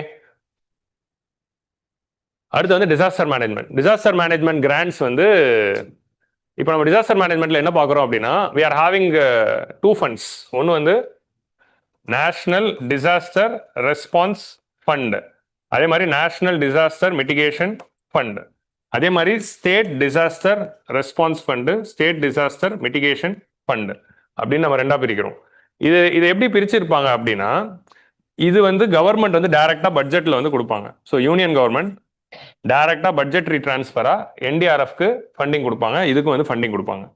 இந்த ஃபண்ட் வந்து எதுக்கு யூஸ் பண்ணணும் அப்படின்னு பார்த்தா, இந்த ஃபண்ட்ல இருந்து தான் 28 ஸ்டேட்ஸோடைய ஸ்டேட் டிசாஸ்டர் ரெஸ்பான்ஸ் ஃபண்டுக்கு சென்ட்ரல் கவர்மெண்ட் வந்து கொடுப்பாங்க. ஸோ என்டிஆர்எஃப் ஃபண்டு ஏன் சென்ட்ரல் லெவலில் வச்சிருக்கோம்னா, எல்லா ஸ்டேட்டுமே ஸ்டேட் லெவலில் ஒரு ஸ்டேட் டிசாஸ்டர் ரெஸ்பான்ஸ் ஃபண்டுன்னு ஒன்று வச்சிருப்பாங்கல்ல, அதுக்கு ஃபண்டிங் கொடுக்க தான் என்டிஆர்எஃப். என்டிஆர்எஃப்ல இருந்து பணம் எடுத்து தான் எல்லா ஸ்டேட்டுக்கும் ஸ்டேட் டிசாஸ்டர் கொடுக்குறோம். அப்படி ஸ்டேட் டிசாஸ்டர் மேனேஜ்மெண்ட் ரெஸ்பான்ஸ் ஃபண்டுக்கு கொடுக்குறப்போ எந்த ஸ்டேட்டுக்கு எவ்வளோ ஷேர் கொடுக்கணும் அப்படிங்கிற அந்த கொஸ்டின் வருது. ஸோ அந்தந்த ஸ்டேட்டோடைய டிசாஸ்டர் ரிஸ்க்கும் வல்னரபிலிட்டிக்கு ஏற்ற மாதிரி அதை கொடுக்கணும் அப்படிங்கிறது நம்ம பார்க்குறோம். ஸோ அதுக்கு வந்து டிசாஸ்டர் ரிஸ்க் இண்டெக்ஸ் அப்படின்னு ஒரு இண்டெக்ஸ் வந்து ஃபினான்ஸ் கமிஷனில் கொண்டு வந்திருக்காங்க. ஸோ அந்த இண்டெக்ஸை பேஸ் பண்ணி தான் ஒவ்வொரு ஸ்டேட்டுக்கும் ஷேர் கொடுக்க போகிறோம் அப்படிங்கிறது இருக்கு. ஸோ இப்போ இந்த என்டிஆர்எஃப்லேருந்து எஸ்டிஆர்எஃப்க்கு பணம் போகும்போது இங்கே என்ன மெயின் கிரைட்டீரியா வந்து அவங்க பார்க்குறாங்கன்னா 80:20. 80:20 என்ன அப்படின்னா, இப்போ தமிழ்நாடு வந்து தமிழ்நாடு எஸ்டிஆர்எஃப்னு ஒன்று இருக்குல்ல, ஸ்டேட் தமிழ்நாடு டிசாஸ்டர் ரெஸ்பான்ஸ் ஃபண்டுன்னு ஒன்று இருக்கும். அதில் 100 கோடி இருக்கணும் அப்படின்னா 80 crores வந்து என்டிஆர்எஃப்லேருந்து வந்துடும். 20 crore வந்து தமிழ்நாடு கவர்மெண்ட் போட்டால் போதும். அப்போ தமிழ்நாடு கவர்மெண்ட் 100 கோடி மெயின்டைன் பண்ணணும் அப்படிங்கிற அந்த அமௌண்ட் யார் ஃபிக்ஸ் பண்ண போறா? ஒரு எஸ்டிஆர்எஃப் இவ்வளோ ஃபண்டு மெயின்டைன் பண்ணணுங்கிற ஒரு அமௌண்ட் இருக்குல்ல, 100 கோடி. இப்போ தமிழ்நாடுக்கு 100 கோடி இருக்கு அப்படின்னு வச்சுக்கலாம். இப்போ கேரளாக்கு வந்து 150 கோடி வைக்கணும் அப்படின்னு சொல்றாங்கன்னு வைங்க. ஏன் தமிழ்நாடுக்கு 100, கேரளாக்கு 150? இது வந்து it is determine based on the disaster risk தான். இப்போ தமிழ்நாடுக்கு 100ன்னு ஃபிக்ஸ் ஆயிடுச்சுன்னா அதில் 80% will come from NDRF. Central government Tamil Nadu கொடுத்துரும். 20 கோடி வந்து தமிழ்நாடு கவர்மெண்ட் போட்டுக்கிட்டு இந்த 100 மெயின்டைன் பண்ணலாம். அப்போ இந்த ஃபண்ட் எதுக்கு? இந்த ஃபண்ட் எதுக்கு அப்படின்னா, டிசாஸ்டர் ரெஸ்பான்ஸ். இமீடியட்டா ஒரு டிசாஸ்டர் நடக்கிறப்போ அதுக்கு ரிலீஃப் ரெஸ்பான்ஸ்லாம் கொடுக்குறப்போ, அப்போ உயிரிழப்பு வந்து அவங்களுக்கு நஷ்ட ஈடு தராங்க 5 லட்சம் 10 லட்சம், ஆர் இமீடியட்லி ரெஸ்பான்ஸ் பண்ணுறதுக்கு இமீடியட்டா செலவு பண்ணுறதுக்கு என்ன பணம் வேணும்னாலும் அதுலேருந்து எடுத்துக்கலாம். ஸோ இது வந்து ரெஸ்பான்ஸ்க்காக இருக்கிற ஒரு ஃபண்டு. ரெஸ்பான்ஸ்க்கு இருக்கிற மாதிரி இப்போ சென்டாய் ஃப்ரேம் ஒர்க்கில் நம்ம டிசாஸ்டர் மேனேஜ்மெண்ட்டில் குளோபல் லெவலில் நீங்கள் ரெஸ்பான்ஸை ஃபோக்கஸ் பண்ணாதீங்க, நீங்கள் ப்ரிப்பேர்ட்னஸுக்கு போங்க, டிசாஸ்டர் ரிஸ்க் மிட்டிகேஷனுக்கு போங்க அப்படின்னு ஷிஃப்ட் பண்ண சொன்னதுனால அதுக்கப்புறம் நம்ம national disaster mitigation fund, state disaster mitigation ஃபண்டுன்னு ஒன்று உருவாக்கி டிசாஸ்டரை ப்ரிவென்ட் பண்ணுறதுக்கும் ரிஸ்க்கை மிட்டிகேட் பண்ணுறதுக்கும் 2 ஃபண்ட் ஆரம்பிச்சிருக்கோம் இதே ஐடியாவில். அதுக்கும் எப்படி ஷேரு, எப்படி பணம் பிரித்து கொடுக்கணும் அப்படிங்கிறதையும் முடிவு பண்ணுறது யாருன்னா ஃபினான்ஸ் கமிஷன். ஸோ பிரசிடென்ட் வந்து அந்த வேலையை வந்து ஃபினான்ஸ் கமிஷனுக்கு கொடுத்துட்டாங்க. பிரசிடென்ட் இந்த sense ministry of finance, president மூலமாக. ஸோ அது என்னதுன்னா, ஒவ்வொரு ஸ்டேட்டோட ஸ்டேட் டிசாஸ்டர் மேனேஜ்மெண்ட் ஃபண்ட் வந்து எவ்வளோ இருக்கணும், மிட்டிகேஷன் ஃபண்ட் எவ்வளோ இருக்கணும், அந்த ஃபண்டோடைய ஷேர் வந்து சென்டர் எவ்வளோ கொடுக்கணும், ஸ்டேட் எவ்வளோ மெயின்டைன் பண்ணணுங்கிறது எவ்வளோ இருக்கணும், அது எல்லாத்தையும் முடிவு பண்ணுறது ஃபினான்ஸ் கமிஷன் தான். ஸோ பேஸ்ட் ஆன் த ஸ்டேட்டுடைய criteria, the allocation of disaster management fund for state is based on the past expenditure. இதுக்கு முன்னாடி டிசாஸ்டருக்காக எவ்வளோ செலவு பண்ணியிருக்காங்க அப்படிங்கிறது பாஸ்ட் எக்ஸ்பெண்டிச்சர். அப்புறம் டிசாஸ்டர் ரிஸ்க் இண்டெக்ஸ் அப்படிங்கிற ஒரு இண்டெக்ஸ் வந்து ஃபினான்ஸ் கமிஷனே ரெடி பண்ணியிருக்காங்க. இந்த டிசாஸ்டர் ரிஸ்க் இண்டெக்ஸில் 3 பேராமீட்டர்ஸ். இது வந்து தமிழ்நாடுடைய ஒரு சஜஷன் தான், ஹசார்டு, எக்ஸ்போஷர் அண்ட் வல்னரபிலிட்டி. இப்போ டிசாஸ்டர் மேனேஜ்மெண்ட்டில் ஹசார்ட்னா என்ன, எக்ஸ்போஷர்னா என்ன, வல்னரபிலிட்டினா என்னெல்லாம் நான் நடத்தலை. அது 3 நடத்தினாலே ஒரு 15 நிமிஷம் ஆகும். நீங்கள் பேசிக்காக டிசாஸ்டர் மேனேஜ்மெண்ட்டில் படிக்கிறப்போ படிப்பீங்களா, what is a disaster, what is hazard, எல்லாத்துக்கும் வேறு வேறு மீனிங்கு. ஹசார்ட்னா வேறு மீனிங்கு, எக்ஸ்போஷர்னா வேறு மீனிங், வல்னரபிலிட்டினா வேறு மீனிங்.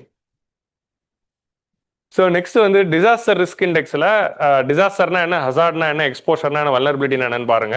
பிரீஃபாக சொல்லணும்னா, ஹசார்ட்னா வந்து வாட் இஸ் த டோட்டல். இப்போ வந்து அந்த ஸ்டேட் வந்து ஒரு டிசாஸ்டர் வந்துச்சுன்னா ஈஸிலி அஃபெக்ட் ஆகக்கூடிய ஸ்கோப் என்னென்னலாம் வச்சிருக்காங்க. அங்கே வந்து ஒரு கீழே வந்து ஒரு பிளேட் டெக்டானிக் பவுண்டரி இருக்கா, இல்ல கடல் ஓரமா அவங்க வந்து வச்சிருக்காங்களா, இந்த மாதிரியான விஷயங்கள் தான் வந்து. ஸோ நெக்ஸ்ட் வந்து ஹசார்ட்னா அது எக்ஸ்போஷர்னா இப்போ வந்து எவ்வளவு மலை இருக்கு. இப்போ அங்க வந்து ஒரு மலை இருந்தா லேண்ட்ஸ்லைட் இருக்கும். மலையோட சைஸ் எவ்வளவு இருக்கு, எத்தனை மலைகள் இருக்குங்கிறது தான் எக்ஸ்போஷர். வல்லரபிலிட்டினா வந்து அது எவ்வளவு ரிஸ்க் பர்சன்டேஜ் வந்து அதிகமா இருக்கு அப்படிங்கிறது. யூ ஜஸ்ட் கோ, அதுக்கு வந்து ஃபார்முலாலாம் இருக்கு, டெஃபினேஷன் இருக்கு, அதுக்குள்ள நம்ம டீடைலா போகிறோம்ல. அதை பேஸ் பண்ணி நம்ம ஸ்டேட் லெவல்ல வந்து டிசாஸ்டர் ரிஸ்க் இண்டெக்ஸ் அப்படிங்கறத ஒன்று கண்டுபிடிக்கிறோம். இந்த டிசாஸ்டர் ரிஸ்க் இண்டெக்ஸ்லயாவது கரெக்டா நான் போட்டிருக்கேன், நான் டாப் 3. ஸோ இதுல வந்து கரெக்டாக தான் போட்டிருக்கேன்னு நினைக்கிறேன். ஸோ இது வந்து டிசாஸ்டரை வந்து நம்ம எப்படி கொடுக்குறோம்னா ஹசார்டு, எக்ஸ்போஷர், வல்னரபிலிட்டி. எங்க இருக்குது, நான் மாத்தி மார்க் பண்ணிட்டேன் இருங்க, மாத்தி தான் கொடுத்துருக்கேன், இதை கண்டுக்காதீங்க. டிசாஸ்டர் ரிஸ்க் இண்டெக்ஸ் வந்து இங்க இருக்கு. இதுல வேல்யூ வந்து நம்ம இங்க வந்து பாக்குறோம். இந்த வேல்யூஸ்ல ஹையஸ்ட் வேல்யூ வந்து 400. இது மூணுத்தையும் மல்டிப்ளை பண்ணும்போது வேல்யூ வந்து அதிகமா வந்தது இவங்களுக்கு தான், யூபிக்கு வந்திருக்கு. ஆனா ஷேர் வந்திருக்கு. அடுத்து யார் வரா? பிஆர் வந்து 224. அடுத்து யார் வரா? டாப் 3 போதும், ரொம்பலாம் வேணும். ஸோ டிசாஸ்டர் ரிஸ்க் இண்டெக்ஸ்ல அதிகமான ரிஸ்க் இருக்கிறது யூபி, நெக்ஸ்ட் வந்து பீகார், அடுத்து வந்து மகாராஷ்டிரா. நான் இங்க எது பார்த்தேன்னா ஹசார்டோட ஸ்கோர் வந்து இங்க நான் கொடுத்துருக்கேன். ஹசார்டை பேஸ் பண்ணி பார்க்குறப்போ உங்களுக்கு வந்து ஒடிஷாக்கு தான் அதிக ஹசார்ட் இருக்கு, ஏன்னா கோஸ்டல்லையும் இருக்கு, லேண்ட்ஸ்லைடும் இருக்கும். நெக்ஸ்ட் வந்து மகாராஷ்டிரா, அதுக்கப்புறம் வந்து உத்தரப்பிரதேஷ் வந்து வரும். Okay, financial allocation based on இந்த பேராமீட்டர்லாம் வச்சு ஃபைனலாக ஃபினான்ஷியல் அலோகேஷன் பண்ணும்போது யாருக்கு எவ்வளோ ஷேர் போயிருக்கு அப்படிங்கிறத இங்கே பார்க்குறோம். இதில் ஹையஸ்ட் ஷேர் வந்து மகாராஷ்டிராவுக்கு போயிருக்கு. Maharashtra got the highest share. அடுத்து யாருக்கு போயிருக்கு? யூபி. மகாராஷ்டிராக்கு யூபிக்கும் அதிக ஷேர் போயிருக்கு. சரி, நமக்கு எவ்வளோ? நமக்கு ஒரு 11,000 ரூபாய் வந்திருக்கு. ஓகே, 11,000 ருபீஸ் கொடுத்துருக்காங்க. ஸோ வா வருஷம் வருஷம் 2 சைக்ளோன் வருது, நீங்கள் வந்து எங்களுக்கு வந்து 11,000 தான் கொடுத்துருக்கீங்க. இங்கே என்ன, கங்கா ரிவரில் ஃப்ளட் வரும், அவ்வளோதான், அவங்களுக்கு மட்டும் 20,000 ரூபாய் கொடுக்குறீங்க.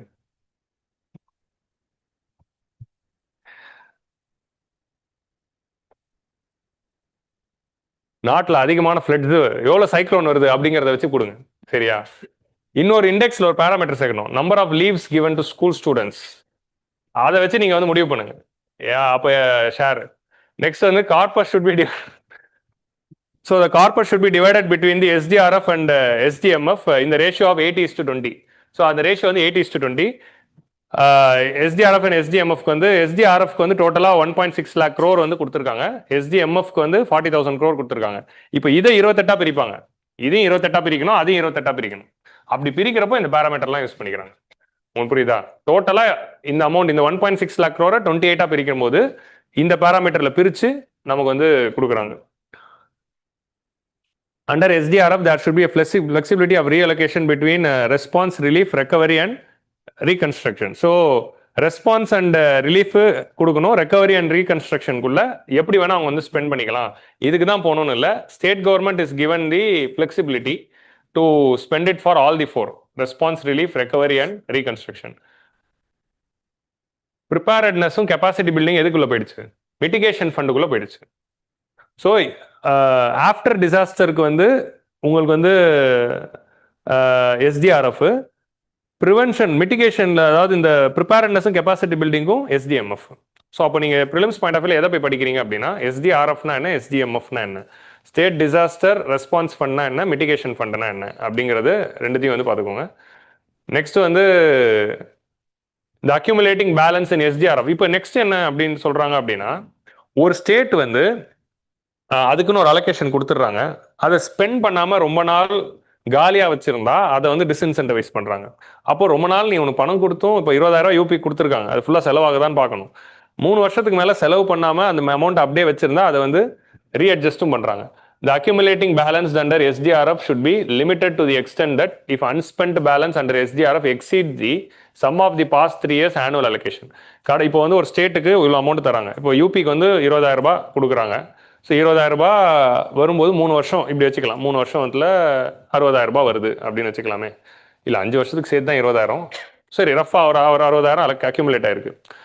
இப்போ இவங்க வந்து அன்ஸ்பெண்ட் பேலன்ஸாவே அது 3 வருஷத்தோட ப்ரொசீட்ஸ் ஆட் பண்ணி பார்த்தாலும் அது அப்படியே அன்ஸ்பெண்டா வச்சிருக்காங்க அப்படிங்கிற போது அந்த allocation will be stopped. So the accumulating balance வந்து under SDRF should be limited to the extent that if unspent balance under SDRF exceeds the sum of past 3 years annual allocation. 3 வருஷத்தோட ஆனுவல் அலோகேஷன்ஸையும் தாண்டி நீங்கள் வந்து எவ்வளோ total value வருதோ அவ்வளோ அமௌண்ட்டை அன்ஸ்பெண்ட்டாக அப்படியே வச்சிருந்தாங்க அப்படின்னா அந்த allocation will be temporarily withheld. These funds will be withheld will be released if states reduce. இப்போ அந்த 3 வருஷம் ஒரு ஆவரேஜும் கீழே வந்துருச்சுன்னா then they will be giving. அந்த மாதிரி ஒரு கிரைட்டீரியா வந்து கொடுத்துருக்காங்க. ஸோ தட் தேவை மிஸ் அலோகேஷன் நடந்துடக்கூடாது அப்படின்னு. ஸோ நெக்ஸ்ட் வந்து states are to contribute 25% of the funds of SDRF and SDMF under except north eastern states which will contribute 10%. So states வந்து 80:20 அப்படின்னு இருந்தது வந்து 25% அப்படின்னு இன்க்ரீஸ் பண்ணியிருக்காங்க. நார்த் ஈஸ்டர்ன் ஸ்டேட்டுக்கு 10னே மெயின்டைன் பண்ணியிருக்காங்க. நெக்ஸ்ட் வந்து ஹீட் வேவ் அண்ட் லைட்னிங். சரி இதில் என்ன சேஞ்ச் ஆயிருக்குன்னா இந்த கார்பஸ் வந்து 8 இப்போ சிம்பிளாக சொல்கிறேன் பாருங்க, கன்ஃபியூஸ் ஆகாதீங்க. இந்த 80:20 வேற, அந்த 25ங்கிறது வேற. ஸ்டேட் கவர்மெண்ட்டுக்கு வர்ற பணத்தில் 100 ரூபாய் ஸ்டேட் கவர்மெண்ட்டுக்கு வருதுன்னா 80 rupees வந்து எஸ்டிஆர்எஃப்க்கு போகணும், 20 rupees வந்து எஸ்டிஎம்எஃப்க்கு போகணும். அதான் வந்து இந்த கிரைட்டீரியா. ஒரு ஸ்டேட்டுக்கு 100 ரூபா கிடைக்குதுன்னா 80 rupees வந்து எஸ்டிஆர்எஃப்க்கும் 20 rupees வந்து எஸ்டிஎம்எஃப்க்கும் கொடுக்கணும். அந்த இந்த ஷேர் இருக்குல்ல எஸ்டிஎம்எஃப்குள்ள சென்ட்ரல் ஸ்டேட் எவ்வளோ கொடுப்பாங்கிறத நான் 80:20 அது 75:25. அது வந்து மாற்றிக்கோங்க, அதுதான் 75:25. நெக்ஸ்ட் வந்து and north eastern and hilly ஸ்டேட்ஸ்க்கு வந்து 10%, 90%. சென்ட்ரல் கவர்மெண்ட் 90 போடுவாங்க, ஸ்டேட் 10 போடணும். அண்ட் அதர் ஸ்டேட்ஸுக்கு சென்ட்ரல் கவர்மெண்ட் வந்து 75, ஸ்டேட் வந்து 25. Heat wave and lightning should be added in the list of notified disaster at national level. So heat வேவும் லைட்னிங்கும் வந்து notified டிசாஸ்டராக இன்னும் சேர்க்கல, அதையும் சேர்த்துருங்க அப்படிங்கிறத ஒரு கிரைட்டீரியாவாக சஜஸ்ட் பண்ணியிருக்காங்க நேஷனல் லெவலில் சேர்க்கணும் அப்படின்னு. இதெல்லாம் எதெல்லாம் அவங்க கொண்டு வராங்கிறது தெரியல. National disaster management information system should be transformed into a comprehensive disaster management. National disaster management information system அப்படிங்கிறது வந்து ஒரு ஆன்லைன் டேஷ்போர்டு. இதில் இந்த சென்ட்ரல் கவர்மெண்டோட பணம் ஸ்டேட்டுக்கு எவ்வளோ போயிருக்கு, ஸ்டேட் எவ்வளோ செலவு பண்ணியிருக்காங்க, சென்ட்ரல் கவர்மெண்ட் டிசாஸ்டரில் எவ்வளோ செலவு பண்ணியிருக்காங்க, அந்த எக்ஸ்பெண்டிச்சர்ஸ் எல்லாத்தையுமே ரெக்கார்ட் பண்ணுற ஒரு ஆன்லைன் சிஸ்டம். ஸோ அந்த சிஸ்டம் வந்து காம்ப்ரிஹென்சிவாக தே ஹேவ் டு இம்ப்ரூவ். இப்போ இந்த எக்ஸாம்பிள் நீங்கள் நோட் பண்ணும்போது நம்ம ஆல்ரெடி எக்கனாமிக் சர்வேல நிறைய டிஜிட்டல் டேஷ்போர்ட்ஸ் பார்த்தோம். ஸோ அது கூட இதையும் ஆட் பண்ணிக்கோங்க. எக்கனாமிக் சர்வே வீடியோ எப்போ வரும் நிறைய பேர் கேட்டுட்டு இருக்கீங்க. இன்னும் ஒரு 1 week ஆகிடும்னு நினைக்கிறேன். ஒரு 5 days வரும். இந்த ஃப்ரைடேக்குள்ளே நாங்கள் அப்லோட் பண்ணிடுறோம். ஓகே, யூடியூப் மக்கள் கேட்டுகிட்டே இருந்தீங்க. லாஸ்ட் ஃபியூ டேஸாக ரிசல்ட் எல்லாம் வந்துட்டதுனால நம்ம எடிட்டர்ஸ் டீம் கொஞ்சம் பிஸி ஆகிட்டாங்க. இன்னும் ஒரு 5 days போட்டுடலாம். நெக்ஸ்ட் வந்து இப்போ நீங்கள் இதை வந்து அந்த டிஜிட்டல் டேஷ்போர்ட்ஸில் இது ஒரு எக்ஸாம்பிளாக சேர்த்துக்கோங்க. டிசாஸ்டருக்கு ஒரு டிஜிட்டல் டேஷ்போர்டை வந்து கொண்டு வராங்க. இந்த system should capture real time transaction level disaster data. ஒவ்வொரு டிசாஸ்டர் எக்ஸ்பெண்டிச்சர்ஸையும் ரெக்கார்ட் பண்ணி எவ்வளோ ஆகுது அப்படிங்கிறத பார்க்குறாங்க. So complete feeding and validation of data இந்த NDMIS போர்ட்டல் இது வந்து is a necessary condition. So அடுத்த வருஷத்துல இருந்து உங்களுக்கு டிசாஸ்டரில் பணம் வேணும் அப்படின்னா 25, 26, 27 நான் கொடுத்துருவேன். 27, 28 டிசாஸ்டருக்கு ஒரு ஸ்டேட்டுக்கு பணம் வேணும் அப்படின்னா இந்த வருஷம் எல்லா டிசாஸ்டர் ரிலேட்டட் டேட்டாவையும் அவங்க அந்த போர்ட்டலில் அப்டேட் பண்ணியிருக்கோம். இப்போ சென்ட்ரல் கவர்மெண்ட் இந்த மாதிரி 1000 கொண்டு வந்துடுறாங்க. ஸ்டேட் லெவலில் உட்காந்து டேட்டாவை அப்லோட் பண்ணாதான் அது இந்த டேட்டா பேஸ்லாம் போகும். ஸோ ஸ்டேட் லெவல் வந்து அவங்க அந்த டேட்டா பேஸ் ஒழுங்காக மெயின்டைன் பண்ணாமல் அப்லோட் பண்ணுறதில்ல. நீ அடுத்த வருஷத்துலேருந்து இந்த டேட்டா பேஸில் டிசாஸ்டர் ரிலேட்டட் எக்ஸ்பெண்டிச்சர்ஸையும் டிசாஸ்டர் ரிலேட்டட் டேட்டாவையும் அப்டேட் பண்ணாதான் அடுத்த வருஷத்துக்கான ஃபினான்ஷியல் அலோகேஷன் உங்களுக்கு கொடுப்போம் அப்படிங்கிறது ஒரு கண்டிஷனாக வச்சுருக்காங்க. ஸோ இது மூலமாக வந்து தே will B இன்சென்டிவைசிங் the performance. So இது வந்து ஒன்று. நெக்ஸ்ட் வந்து ஃபிஸ்கல் ரோட் மேப் பற்றி பேசியிருக்காங்க. ஃபிஸ்கல் ரோட் மேப்னா ஸ்டேட் லெவலில் வந்து ஸோ டிசாஸ்டர் இது வரைக்கும் கிளியரா NDRF, SDRF, disaster risk index, அதில் இருக்க பேராமீட்டர்ஸ் நீங்கள் ஹோம்ஒர்க்கில் அந்த 3 இதுக்கு மீனிங் என்னன்னு போய் பாருங்கள். ஹசார்ட்னா என்ன, வல்னரபிலிட்டினா என்ன, எக்ஸ்போஷர்னா என்ன, அதுக்கெல்லாம் பாருங்கள். இந்த NDMIS போர்ட்டல் பற்றியும் போய் பாருங்கள். ஃபிஸ்கல் ரோட் மேப்புக்கு வந்து என்ன சொல்லியிருக்காங்கன்னா இது ஆல்ரெடி அவருக்கு நம்ம என்கேசிங்கோட கமிட்டியில் சொன்ன மாதிரி ஆல்ரெடி நம்ம debt to GDP ratio target announce பண்ணி பட்ஜெட்லாம் பாஸ் பண்ணிட்டோம். பட் இருந்தாலும் ஃபினான்ஸ் கமிஷனில் வந்து கான்ஸ்டண்ட்டாக வந்து அந்த எனி அதர் மேட்டரில் அவங்க வந்து ஃபிஸ்கல் ஃபெடரல் கன்சாலிடேஷன் பற்றியும் பேசுவாங்க. சென்ட்ரல் கவர்மெண்ட்டும் ஸ்டேட் கவர்மெண்ட்டும் ஃபிஸ்கல் டெபிசிட் டார்கெட்ஸ் எவ்வளோ மெயின்டைன் பண்ணணும். என்கேசிங்கோட கமிட்டி ரெக்கமெண்டேஷன்ஸ் FRBM ரிவ்யூ கமிட்டியில் அவரே சொல்லியிருப்பாரு, finance commission should recommend the fiscal consolidation road map of states அப்படின்னு அவர் ரெக்கமெண்டேஷன் கொடுத்துருப்பாரு. So the commission has recommended that center should bring down the fiscal deficit to 3.5% of GDP. இது வந்து it's not legally binding. Finance commission ரெக்கமெண்டேஷனாக தான் கொடுத்துருக்காங்க. இதை government ஏற்றுக்கிட்டா தான் லீகலி பைண்டிங். இப்போதைக்கு ரெக்கமெண்டேஷனாக தான் இருக்கு.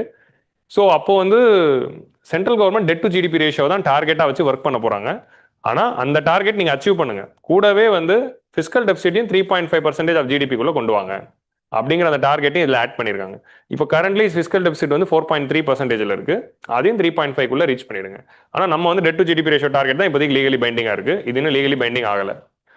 ஸோ ஸ்டேட் கவர்மெண்ட்ஸ் எல்லாருமே அவங்களோட ஃபிஸ்கல் டெபிசிட்டை 3% கொண்டு வரணும். சென்ட்ரல் கவர்மெண்ட் 3.5 கொண்டு வரணும். ஸ்டேட் கவர்மெண்ட் எல்லாருமே புட் டுகெதர் 3%க்கு கொண்டு வந்துடணும். It also recommended strictly discontinuing the practice of the budget borrowing. The budget borrowing கூடவே கூடாது அப்படின்னு ஸ்ட்ராங்காக சொல்லியிருக்காங்க. தி பட்ஜெட் பாரோயிங்னா என்ன? ஒரு ஸ்டேட் கவர்மெண்ட் டைரக்டா வந்து கவர்மெண்ட் செக்யூரிட்டி ரிலீஸ் பண்ணி கடன் வாங்காம, இல்ல டைரக்டா ஸ்டேட் கவர்மெண்ட் வந்து அதர் சோர்சஸ்ல கடன் வாங்காம, அவங்க தி பட்ஜெட் பாரோயிங் பண்ணும்போது என்ன பண்ணுவாங்கன்னா, அவங்க கீழே இருக்கிற சப்சிடரிஸை பாரோ பண்ண சொல்லுவாங்க. இப்போ டைரக்டா கவர்மெண்டே பாரோ பண்றது போல கவர்மெண்ட் கீழே ஒரு சப்சிடரி இருக்கும். இப்போ டிட்கோ, சிட்கோ அந்த மாதிரியான சப்சிடரிஸ்லாம் ஏகப்பட்டது இருக்குல்ல, அவங்கள கடன் வாங்க சொல்லி அந்த பணத்தை சென்ட்ரல் கவர்மெண்ட்டுக்கு டிவிடென்ஸா கொடுக்க சொல்லுவாங்க. அப்போ அந்த பாரோயிங் வந்து அந்த பர்டிகுலர் இன்ஸ்டிடியூஷனோட கணக்கில் தான் இருக்குமே தவிர, இப்போ வந்து ஸ்டார்ட் அப் டிஎன் அப்படிங்கிற கம்பெனி இருக்கு. அவங்க வந்து 500 கோடி கடன் வாங்க சொல்லியிருப்பாங்க. ஸ்டார்ட் அப் டிஎன் 500 கோடி கடன் வாங்கி அதை சென்ட்ரல் கவர்மெண்ட்டுக்கு ஸ்டேட் கவர்மெண்ட்டுக்கு டிவிடென்ஸாக கொடுத்துருவாங்க. அப்போ ரெவன்யூ ரெசிப்ட்ஸாக வந்து இவங்களுக்கு வந்துடும்.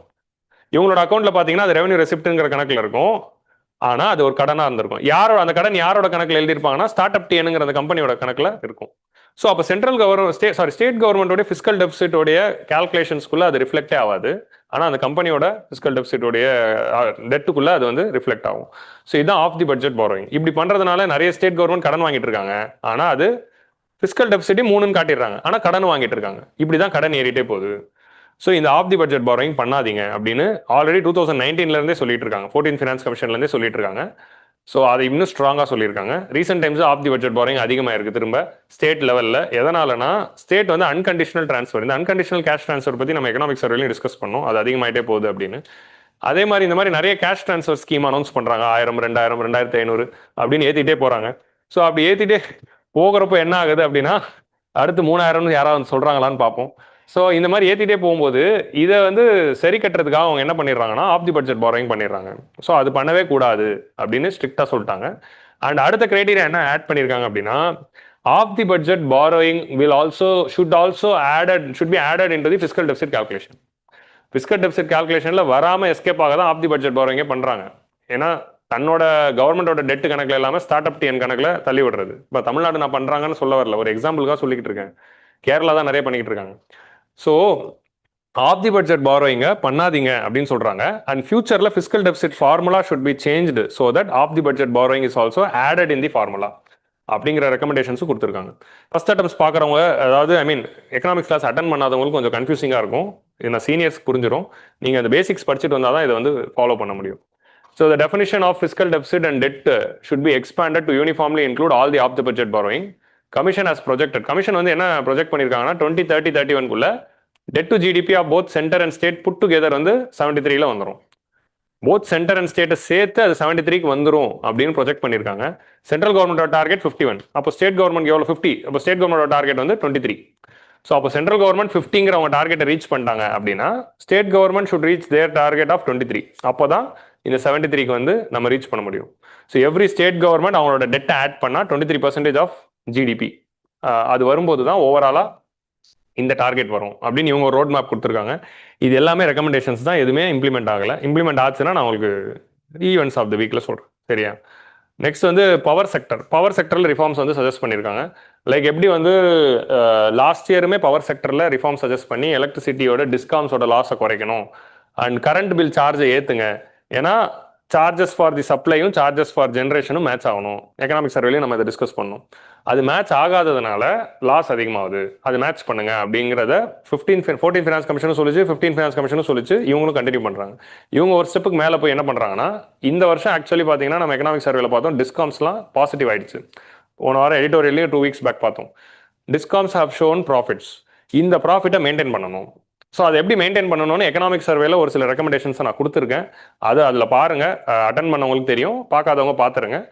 அதை தாண்டி இவர் என்ன ரெக்கமெண்டேஷன்ஸ் கொடுக்குறாரு அப்படின்னா டிஸ்காம் கம்பெனிஸ் எல்லாத்தையுமே பிரைவேட்டைஸ் பண்ணிடுங்க அப்படிங்கிற ரெக்கமெண்டேஷன்ஸ் வந்து ஃபினான்ஸ் கமிஷனில் சொல்லியிருக்காங்க. பிரைவேட்டைஸ் பண்ணி பிரைவேட் கிட்ட அதை கொடுத்துடலாம். ஏன் அப்போ கவர்மெண்ட்டுக்கு அந்த பிரச்சனைகள் வந்து மெயின்டைன் பண்ணணுங்கிற ப்ரெஷர் இருக்காது. ஒன்ஸ் பிரைவேட் கிட்ட போயிடுச்சுன்னா அவன் பார்த்துப்பான் லாபத்தை வந்து ஸ்ட்ரிக்டாக இருப்பான் அப்படிங்கிற மாதிரி சொல்லியிருக்காங்க. ஸோ எலக்ட்ரிசிட்டி ஜென்ரேஷனை பிரைவேட்டு கொடுங்கன்னு சொல்கிறாங்க. யார் அந்த பிரைவேட் அப்படிங்கிறது நமக்கு தெரியும். ஏன்னா யார் இப்போ பவரில் இருக்காங்க? அதானி பவர். அதை சொல்கிறேன். அதானி பவர்னு ஒரு பவர் கம்பெனியே இருக்குது. ஸோ டாடா பவர் இருக்குது, அதானி பவர் இருக்குது, ரிலையன்ஸுக்கும் பவர் இருக்குன்னு நினைக்கிறேன். இருக்குது, பவர் இருக்குது தான், பட் பவர் கம்பெனி இருக்குது. So the commission recommended that states should actively pursue privatization of electricity distribution companies to shield the private sector from the debt burden after discom takeover. A special purpose vehicle may be created to warehouse the debt. So இதோட idea என்ன அப்படின்னா, இங்க பாருங்க, ஒரு DISCOM வந்து 500 கோடி லாஸ்ட்ல இருக்கலாம். அந்த டிஸ்காம் இப்போ டான்ஜெட்கோ எடுத்துக்கலாம். டான்ஜெட்கோ ஒரு லாஸ்ட்ல இருக்குன்னு வச்சுக்கோங்க. அதை இப்போ பிரைவேட்டுக்கு கொடுக்குறோம், ஆதில் பவருக்கு கொடுக்குறோம். சரியா? நான் வாங்கிடுறேன். நான் வாங்குறப்போ அதோட ஆப்ரேஷன்ஸை மட்டும் தான் வாங்குறேனே தவிர அதோட டெட் எனக்கு வராதான். ஒருத்தன் கம்பெனியை விலைக்கு வாங்குறான்னா எல்லாத்தையும் சேர்த்து வாங்கணும், அவன் அதை மேனேஜ் பண்ணிக்கணும். இப்போ ஏர் இந்தியாவை கொடுக்குறப்போ டாட்டாக்கு எப்படி கொடுத்தோம்? ஏர் இந்தியாவோட சொத்தும் கொடுத்தோம், அதோட டெட்டும் வந்து சேர்த்து போச்சு. ஆனால் இங்கே டெட்டு போகாதான். ஸோ டெட்டு பார்த்துக்கிறதுக்கு ஒரு ஸ்பெஷல் பர்பஸ் வெஹிக்கிள் கிரியேட் பண்ணுறாங்க. ஒரு பேட் பேங்க் மாதிரி, உங்களுக்கு புரியுதா? பேட் பேங்க் மாதிரியான ஒரு ஸ்ட்ரக்சரை உருவாக்கி அதுக்கிட்ட இந்த டெட் எல்லாம் தள்ளி நீ அதை பார்த்துக்கோ அப்படின்னு சொல்லிட்டு வெறும் கம்பெனியை மட்டும் கொடுங்க அப்படின்னு சொல்லியிருக்காங்க. ஸோ இது வந்து எப்படி implement ஆகுங்கிறது we have to wait and watch. படிக்க நல்லா இருந்தாலும் அது எப்படி செயல்படும்ங்கிறது நமக்கு தெரியாது. ஸோ தியரிட்டிக்கலாக இதான் இருக்குது, என்ன ஆகுதுங்கிறத பார்ப்போம். Repayment or eventual repayment of this debt. So என்னதுன்னா, இந்த கடனை யார் அடைக்க போறா அப்படின்னா ஸ்டேட் கவர்மெண்ட்ஸ் அடைக்கணுமா. எப்படி அடைக்கணும் அப்படின்னா, special assistance scheme for capital investment அப்படின்னு 50 years இன்ட்ரெஸ்ட் ஃப்ரீ லோனு நான் பட்ஜெட் லோன் கொடுக்குறல, அதை வச்சு நீ கொஞ்சம் கொஞ்சமாக அடக்கிக்கோ. இந்த பணத்தை வந்து அடைச்சிக்கோ. பிரைவேட்டுக்கு வந்து நீ வந்து கொடுக்குறப்போ கடன் கொடுக்காது. ஸோ எனக்கு அப்படிதான். இப்போ ஆதில் பவராக நான் பார்த்தேன்னு வச்சுக்கோங்களேன், இது நல்ல ஆஃபர். கரெக்ட் தானே? நம்ம பவர் கம்பெனியாக பார்க்குறப்போ நம்ம கடன் கம்பெனி மட்டும் தான் வருது, அதோட கடன் வராது. அசட்ஸ் மட்டும் தான் வர, லயபிலிட்டி வராதுன்னா சந்தோஷம் தான். ஸோ அப்போது லயபிலிட்டி வந்து யாருக்கு போகுதுன்னா ஸ்டேட் கவர்மெண்ட் எடுத்துக்கும். அந்த லயபிலிட்டியை ஃபில்அப் பண்ணுறது எப்படின்னா, இந்த ஸ்பெஷல் அசிஸ்டன்ஸ் ஸ்கீம் பற்றி நம்ம பார்த்தோம், எக்கனாமிக் சர்வேல இதை பற்றி டிஸ்கஸ் பண்ணோம். இந்த ஸ்கீம்லேருந்து அடைச்சிக்கணும் அப்படின்னு ரெக்கமெண்டேஷன் கொடுத்துருக்காங்க. இதெல்லாம் ரெக்கமெண்டேஷன்ஸ் தான். It also recommended that state should be allowed to utilise the assistance only after privatisation process is complete. நீ பிரைவேடைஸ் பண்ண பிறகு தான் இந்த ஃபண்டிலேருந்து பணத்தை எடுத்து இங்கே வந்து கொடுக்கலாம் அப்படின்னு சொல்கிறாங்க. அதே மாதிரி வந்து சப்சிடி எக்ஸ்பெண்டிச்சர்ஸை குறைக்க சொல்லியிருக்காங்க. The commission recommended that state to review their and rationalize their subsidy expenditures. It noted that schemes unconditional cash transfers வந்து நிறைய வந்து கொடுத்துக்கிட்டே இருக்கிறாங்க. Tend to have large untargeted beneficiaries. It recommended setting of a exclusion criteria with a rigorous review process to ensure effective targeting. So இங்கே என்ன பண்ணுறாங்க அப்படின்னா, நம்ம எக்கனாமிக் சர்வேல பார்த்தோம், இந்த கண்டிஷனல் கேஷ் ட்ரான்ஸ்ஃபராக கொண்டு வாங்க, அன்கண்டிஷனல்லேருந்து கண்டிஷனலுக்கு போங்க அப்படின்னு டிஸ்கஸ் பண்ணாங்க. இவர் என்ன சஜஸ்ட் பண்ணுறாருன்னா, எக்ஸ்க்ளூஷன் கிரைட்டீரியாவை கொண்டு வாங்க. யூனிவர்சலாக அந்த ஸ்கீம்ஸை கொண்டு வராமல் பெனிஃபிஷரி ஐடென்டிஃபிகேஷனை சரியாக பண்ணி டிசர்விங்க்கு மட்டும் உங்களுக்கு வந்து 2000 2500 தெரியல, அந்த 2000 2500 எவ்வளோ கொடுக்குறோமோ அதை வந்து டிசர்விங்க்கு மட்டும் கொடுங்க. ஸோ அது வந்து எக்ஸ்க்ளூஷன் கிரைட்டீரியா ஒழுங்காக இம்ப்ளிமெண்ட் பண்ணி அப்படின்னு சொல்கிறாங்க. It recommended the settings of clear exclusion criteria and rigorous review process to ensure effective targeting. So and discontinuing of financing subsidies of the budget borrowing. Of the budget பாரோயிங்கில் கடன் வாங்கி கொடுக்கக்கூடாது. The commission also noted the lack of standardisation in the defining and accounting of subsidies and transfer across states. நிறைய states வந்து இந்த சப்சிடியை வந்து define பண்ணுறதும் அதோட அக்கௌண்டிங்கே ஒழுங்காக வச்சுக்கிறது இல்லை, அதை கரெக்டாக மேனேஜ் பண்ண சொல்கிறாங்க. It observe that subsidies and transfers across the states are being misclassified as assistance, grants and other expenditures. அது வந்து சப்சிடினே அவங்களோட பட்ஜெட்டில் வந்து லிஸ்ட் பண்ண மாட்டாங்களாம். இந்த சப்சிடின்னு அது எக்ஸ்பிளிசிட்டாக நீங்கள் வந்து டிஸ்க்ளோஸ் பண்ணுங்க, அப்போ தான் நாங்கள் ஆக்ஷன்ஸ்லாம் எடுக்க முடியும் அப்படிங்கிறத சஜஸ்ட் பண்ணுறாங்க. நிறைய ஸ்டேட்ஸ் அது வந்து பண்ணுறதில்ல அப்படின்னு சொல்கிறாங்க. அண்ட் ஃபைனலாக பப்ளிக் செக்டர் என்டர்பிரைசஸ்க்கு என்ன சொல்கிறாங்க அப்படின்னா, performance of various public sector enterprises should be evaluated by union government and state government. And public sector என்டர்பிரைஸோட ரிஃபார்ம் ஷுட் பி டேக்கன். எல்லா சென்ட்ரல் கவர்மெண்ட்டும் ஸ்டேட் கவர்மெண்ட்டும் அவங்க கையில் மொத்தம் எத்தனை பப்ளிக் செக்டர் என்டர்பிரைசஸ் லிஸ்ட் எடுக்கணும், அதை எல்லாத்தையுமே எவாலுவேட் பண்ணி பேராமீட்டர்ஸை வச்சுக்கோங்க. அதில் எவன் வேணா லாஸ் மேக்கிங்காக இருக்கானோ அவனெல்லாம் க்ளோஸ் பண்ணுங்க அப்படிங்கிறதான் சஜஸ்ட் பண்ணுறாரு. இப்போ சென்ட்ரல் கவர்மெண்ட் ஆல்ரெடி பேராமீட்டர் வச்சு எவாலுவேட் பண்ணி மகாரத்னா, நவரத்னா, மினிரத்னா அப்படின்னு பிரித்து வச்சுட்டு இருக்கோம். இப்போ ஸ்டேட்டையும் அப்படி பண்ண சொல்கிறாங்க. அப்படி பண்ணி நீங்களே பிரித்து வச்சு அதில் லாஸ் மேக்கிங்காக இருந்தால் அதை வந்து க்ளோஸ் பண்ணுங்க. So inactive public sector enterprises should be considered immediate closure to reduce the fiscal strain of union and state governments. அதே மாதிரி இந்த பப்ளிக் செக்டர் என்டர்பிரைஸ்க்கு நிறைய காலி லேண்ட் வந்து நிறைய இடத்துல நிறைய வச்சிருக்காங்க. அந்த லேண்டெல்லாம் எடுத்து யூஸ் பண்ணுங்க. வேறு ஏதாவது கன்ஸ்ட்ரக்ஷன் ஆக்டிவிட்டீஸ்க்கு யூஸ் பண்ணுங்கள். So the land and buildings owned by the inactive public sector enterprises are valuable assets that can be deployed for alternative productive uses. இப்போ சிம்பிளாக சொல்கிறேன், இப்போ எங்கள் வீட்டு பக்கத்தில் மென்டல் ஹாஸ்பிட்டல் இருக்குது, institute of mental health, Kilpauk mental hospital இருக்குல்ல, அது எங்கள் வீட்டு பக்கத்தில் தான் இருக்குது. ஸோ அது வந்து எப்படிப்பட்ட ஒரு இடம்னா, it is a beautiful greenery. அதாவது அண்ணா நகரில் எவ்வளோ மரங்கள் இருக்குமோ அது அளவு ஈக்குவலண்ட் மரங்கள் அங்கே அது ஃபுல்லாக அதுக்குள்ளே இருக்கும். அவ்வளோ மரம் இருக்கும். அதனால் எங்கள் ஏரியாவே கொஞ்சம் சில்லுன்னு இருக்கும். அதை ஃபெல்ட் இட் மற்ற ஏரியாவிலேருந்து ஏரியாவுக்கு வரும்போது. நான் சின்ன வயசுலேருந்து சொல்கிறேன், இப்போ இல்லை. அது இப்போ என்ன பண்ணிட்டாங்கன்னா, இந்த லைன் தான். இந்த லைன் வந்ததுனால என்ன ஆகுதுன்னா, காலி இடங்கள் நிறைய இருந்தால் அதை ப்ரொடக்டிவ் யூஸ் பண்ணுங்க அப்படின்னு சொன்ன உடனே அங்கே உள்ளே இருக்கிற மரம் எல்லாம் வெட்டி அந்த லேண்டெல்லாம் எடுத்து அங்கே ஃபுல்லாக இப்போது இன்ஃப்ராஸ்ட்ரக்சர் வந்துருச்சு. ஸோ எங்கள் ஏரியா போலீஸ் ஸ்டேஷனு, எங்கள் ஏரியாவில் இருக்கிற இன்னொரு நல்ல இன்ஃப்ராஸ்ட்ரக்சர் தான், போலீஸ் ஸ்டேஷனு, ஹாஸ்பிட்டலோட எக்ஸ்டென்ஷனு. இந்த சைட் பார்த்தீங்கன்னா டிம் ஹான்ஸ்ன்னு நான் சொன்னல, Tamil Nadu institute of mental health, அது எல்லாமே கட்டிட்டாங்க. எல்லாமே கவர்மெண்டோடைய ப்ரொடக்டிவான இன்ஃப்ராஸ்ட்ரக்சர் தான். ஆனால் அந்த இடமே கூல் ஆகும். நான் அதை எப்படி ஃபீல் பண்ணியிருக்கேன்னா, மற்ற ஏரியாவிலேருந்து வண்டியில் ஓட்டிகிட்டே வரும்போது டக்குன்னு இந்த ஏரியாவுக்குள்ள நுழையிறப்போ, நான் எக்ஸாஜரேட் பண்ணல, I can really feel that there is some chillness. இது வந்து நான் சின்ன வயசுலேருந்து உணர்ந்த ஒரு விஷயம். அது இப்போ என்னால் உணர முடியல. அப்படிங்கிறது அது வயசானதுனாலயா அதெல்லாம் தெரில. ஆனால் உணராதது கண்ணுக்கு எனக்கு வந்து ஒரு இது கூட எனக்கு தெரியுது. என்னதுன்னா, மரங்கள் வந்து அவ்வளோ வெட்டியிருக்காங்க. ஸோ அன்ப்ரொடக்டிவ் லேண்ட்ஸை ப்ரொடக்டிவ் யூஸ் பண்ணிட்டாங்க. பட் மரங்கள் போயிடுச்சு. அதான் வந்து நடக்குது. The concerned Department of Union and State Government should mandatorily take up the public sector enterprises incurring losses and for 3 out of 4 consecutive years. Last 4 இயர்ஸ்ல 3 இயர்ஸ் வந்து லாஸ்ட்ல இருந்ததெல்லாம் க்ளோஷர் பண்ணுங்க, இல்லை ப்ரைவேடைசேஷன் பண்ணுங்க, இல்லை கண்டினியூஷன் பண்ண போறீங்களா, அந்த முடிவை சட்டு புட்டுன்னு எடுத்து லான்ச் பண்ணுங்க. எப்படி வந்து இப்போ என்னதுன்னா, அதை இப்போ என்ன பண்ணணும்னா, அந்த கண்டுபிடிச்சு சென்ட்ரல் கவர்மெண்ட்ல இருக்கிற இப்போ அந்த இண்டிவிஜுவல் டிபார்ட்மெண்ட், இப்போ ரயில்வேஸ் கீழே கொஞ்சம் இருக்கலாம், இந்த மாதிரி வந்து பப்ளிக் செக்டர் என்டர்பிரைசஸ் இருக்குல்ல, மினிஸ்ட்ரி ஆஃப் ஆயில் கீழே கொஞ்சம், இந்த மாதிரி ஒவ்வொரு மினிஸ்ட்ரி கீழேயும் நிறைய பிஎஸ்யூஸ் இருக்கு. அந்த பிஎஸ்யூவில் எதெல்லாம் என்ன பண்ணலாங்கிற முடிவு எடுத்து கேபினெட்டுக்கு அனுப்புங்க. அது என்ன பண்ணலாங்கிறத நாங்கள் முடிவு எடுக்கிறோம். ஸோ சீக்கிரமாக ஐடென்டிஃபை பண்ணி சொல்லுங்கன்னு எல்லா டிபார்ட்மெண்ட்டுக்கும் ஆர்டர் போட்டிருக்காங்க. ஸ்டேட் லெவலில் எல்லா ஸ்டேட் டிபார்ட்மெண்ட்ஸ்க்கும் சொல்லிடுறோம், உங்கள் டிபார்ட்மெண்ட் கீழே இருக்கிற எல்லா பப்ளிக் செக்டர் என்டர்பிரைசஸ் கண்டுபிடிங்க. ப்ராஃபிட்டாக இருக்கிறத கண்டினியூ பண்ணலாம், லாஸாக இருக்கிறத எதை க்ளோஸ் பண்ணலாம், இல்லை ப்ரைவேட்டுக்கு வித்துடலாம்.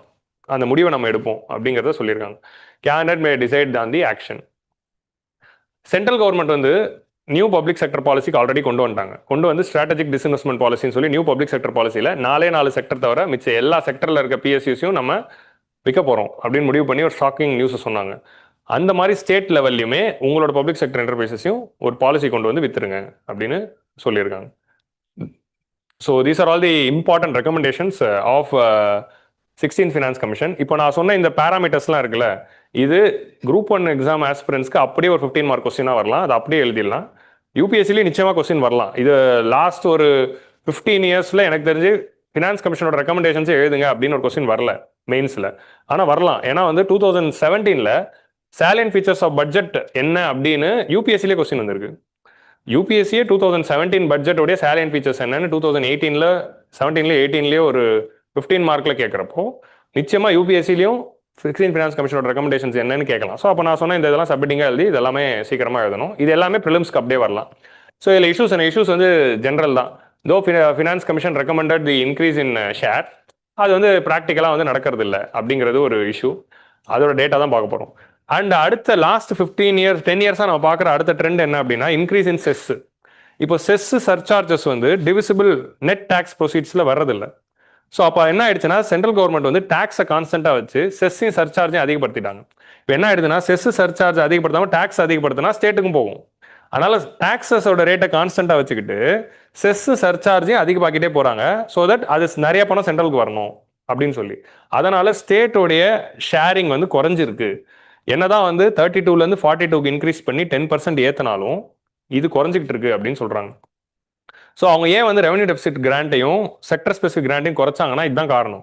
நாங்கள் 32லேருந்து 42 ஆக்கிட்டோம், அப்போ தனித்தனியாக கிராண்ட்ஸ்லாம் கொடுக்க தேவையில்ல அப்படின்னு சொல்கிறாங்க. 42 ஆக்கினாலும் அது ஃபுல்லாக இம்ப்ளிமெண்ட் ஆகிறதுலங்கிற ஒரு பிரச்சனை, ப்ளஸ் செஸ் சர்சார்ஜ் அதிகமாகிட்டே போகுது. அதனால ஸ்டேட்டோட ஷேர் வந்து குறைஞ்சிக்கிட்டு வருது அப்படிங்கிறதும் பார்க்குறோம். ஸோ நான் ஷேரபிள் செஸ் சர்சார்ஜ் அதிகமாகிட்டே போகுது. சென்ட்ரலி ஸ்பான்சர்ட் ஸ்கீம்ஸ் வந்து அதிகமாகிட்டே போகுது. 14th ஃபினான்ஸ் கமிஷன் வந்ததுலேருந்து லாஸ்ட் 10 இயர்ஸாக centrally sponsored scheme government announce பண்ணி போட்டுனே இருக்காங்க. பிரதான் மந்திரி இந்த யோஜனா அந்த யோஜனான்னு எல்லா யோஜனாவும் வருது.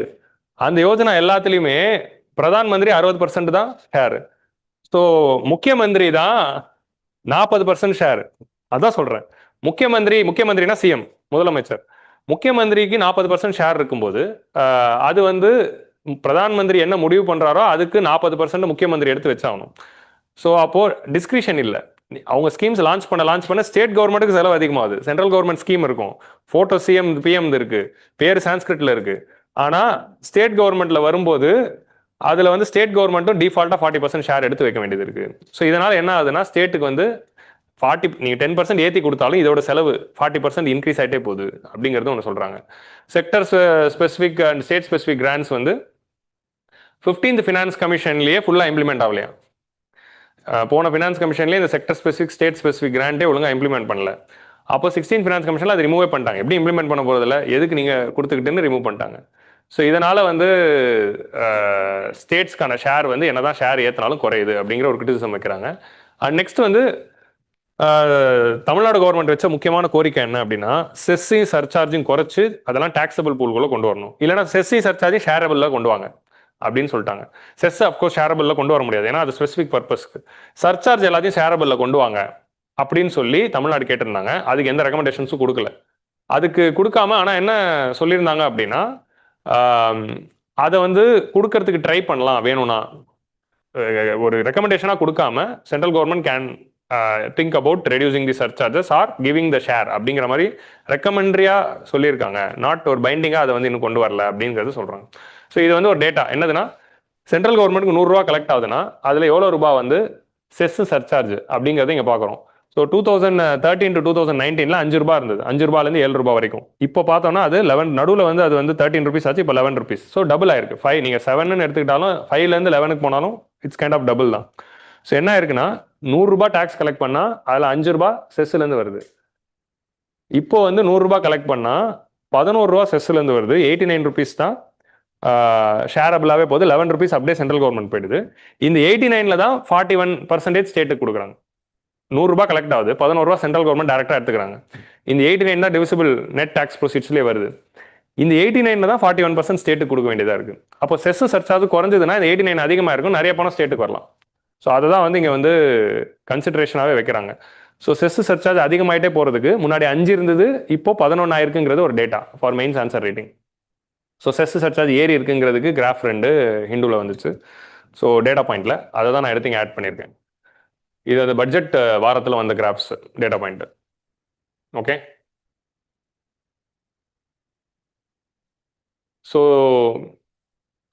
நெக்ஸ்ட் வந்து கிராண்ட் பார்கென். கிராண்ட் பார்கென் என்னதுன்னா, 16th finance commission state that state இப்போ என்னதுன்னா, இன்கேஸ் வந்து சென்டர் வந்து செஸ்ஸையும் சர்சார்ஜையும் ஷேர் பண்ண ஒத்துக்கிட்டாங்கன்னா ஸ்டேட் வந்து ஷேர் குறைஞ்சாலும் கண்டுக்கூடாது அப்படிங்கிற மாதிரி ஒரு லைனும் வந்து சேர்த்துருக்காங்க.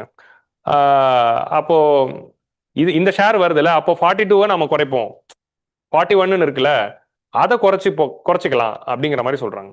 ஸோ 41 வந்ததுனால இதெல்லாம் கணக்கு இல்லைன்றாங்க. ஆனால் 41 இப்போ நான் செஸ் சர்சார்ஜ் உள்ள சேர்த்தா அந்த 41 குறைச்சி திரும்ப வந்து 35 கொண்டு போயிடுவோம் அப்படிங்கிற மாதிரியான ஒரு மெக்கானிசம் வர்றதுக்கு வாய்ப்பு இருக்கு. அப்படி ஒன்று கொடுத்துக்கலாம் அப்படிங்கிற மாதிரி ஒரு ரெக்கமெண்ட்ரியா ஒன்று சொல்லியிருக்காங்க. But that is not binding actually. அது இம்ப்ளிமெண்ட் ஆகாது. Further, Commission chose to discontinue the revenue deficit grants and did not recommend any state or sector specific grant. இது பண்ணதுனால அகைன் வந்து ஸ்டேட்டுக்கு வந்து பணம் போகும். இந்த ஆவரேஜ் எஃபெக்டிவ் ட்ரான்ஸ்ஃபர் வந்து 11, 12, 13 ஃபினான்ஸ் கமிஷனில் 27, 27, 28 தான். இப்போ 11th ஃபினான்ஸ் கமிஷன் 29% சொல்லுச்சு, 12th வந்து 30% சொல்லுச்சு, 13th வந்து 32% சொல்லுச்சு, 14, 42, 41, 41 இதான் வந்து நம்ம பார்க்குறோம். இப்போ 11, 12, 13 வந்து 29, 30, 32 சொன்னாலும் ஆக்சுவலாக எவ்வளோ இம்ப்ளிமெண்ட் ஆயிருக்குன்னா 27, 27, 28 தான் இம்ப்ளிமெண்ட் ஆயிருக்கு. லேட்டஸ்ட்டாக வந்து பார்த்தீங்கன்னா 14th ஃபினான்ஸ் கமிஷன் வந்து 42 சொன்னாலும் 35% தான் வந்திருக்கு. 15th ஃபினான்ஸ் கமிஷனில் 34% தான் இட் கேம் டவுன். 42ன்னு ரெக்கமெண்டேஷன் கொடுத்தாலும் 34.4% தான் போன 5 வருஷத்தில் இம்ப்ளிமெண்ட் பண்ணியிருக்காங்க. இந்த 5% தான் எங்கேன்னு நம்ம கேட்குறோம். 5 இல்லை 6% தான் எங்கே, அது எங்கே போச்சு, எந்த ரூட்டில் போச்சு, எந்த ஸ்கீமுக்கு போச்சு, அது காம்ப்ட்ரோல் ஆடிட்டர் ஜெனரல் தான் கண்டுபிடிச்சி சொல்லணும். அவர் கண்டுபிடிச்சி சொன்னாரா? அப்படி கண்டுபிடிச்சி சொன்னாலும் அது வந்து பப்ளிக் அக்கௌண்ட்ஸ் கமிட்டிக்கு போகும், அதெல்லாம் என்ன நடக்குது தெரியாது. ஸோ அதை பற்றி யாரும் பேசுறதில்ல. So commission did not factor the revenue. GST 2.0 GST 2.0 வரும்போது எல்லாரும் என்ன சொன்னாங்க அப்படின்னா, ஜிஎஸ்டி 2.0 வரும்போது இன்னும் ஃபைனல் ரெக்கமெண்டேஷன்ஸ் இவங்க கொடுக்கல. ஸோ ஜிஎஸ்டி 2.0 இம்பாக்டை நாளை என்ன ஆக போகுதுன்னா ஸ்டேட் கவர்மெண்ட் கொஞ்சம் ரெவன்யூ அஃபெக்ட் ஆகலாம். ஏன்னா ஜிஎஸ்டி 2.0 என்ன பண்ணிட்டாங்கன்னா ரேட் எல்லாம் குறைச்சிட்டாங்க. ஸோ அப்போ அதனால ஸ்டேட் கவர்மெண்ட்டுக்கு ஜிஎஸ்டினால லாஸ் வந்துச்சுன்னா அந்த லாஸை சரி கட்டுறதுக்காக எந்த ரெக்கமெண்டேஷன்ஸோ கிராண்ட்ஸோ வந்து கொடுக்கல. ஸ்டேட்ஸ் எல்லாரும் கேட்டாங்க, அதுக்கு எதுவுமே சஜஸ்ட் பண்ணல அப்படிங்கிறது சொல்றாங்க. Tax efforts and fiscal deficit criteria discipline criteria remove பண்ணதும் வந்து அந்த கிரைட்டீரியா வச்சிருக்கலாம், ஏன்னா அதான் ஃபிஸ்கல் கன்சால்டேஷனை கொடுக்கும் அப்படிங்கிறது சொல்றாங்க. அதே மாதிரி டெமோகிராஃபிக் பெர்ஃபார்மன்ஸ் அப்படிங்கிறதோடைய பர்சன்டேஜை வந்து குறைச்சிருக்காங்க. ஸோ அந்த பர்சன்டேஜை குறைச்சிருக்கிறதுனால திரும்ப வந்து அது டிஸ்இன்சென்டிவாக தான் இருக்கு அப்படிங்கிறது சொல்றாங்க. Discontinuation of revenue deficit grants, so அது வந்து பண்ணியிருக்க கூடாது அப்படின்னு சொல்றாங்க. So these are all the issues. நான் இஷ்யூஸ் எல்லாத்தையுமே நடத்திட்டேன். இப்போ அது ஒரே இடத்துல உங்களுக்கு வந்து பாயிண்ட்ஸாக கொடுத்துருக்கேன். ஸோ ஒரு மெயின்ஸ் பாயிண்ட் ஆஃப் வியூவில் படிக்கும்போது இந்த இஷ்யூஸ் எல்லாம் நோட் பண்ணிக்கோங்க, அவ்வளோதான். வே ஃபார்வர்ட்லாம் ஒன்றும் பண்ண முடியாது, ஏன்னா அடுத்த வே ஃபார்வர்ட் சொல்லணும்னா 2031 இப்போ நான் சேர்மன் ஆனால் தான் ஏதாவது 6th 7th ஃபைனான்ஸ் கமிஷனில் தான் என்னால் சொல்ல முடியும், சரியா? ஸோ அது வரைக்கும் எதுவும் பண்ண முடியாது.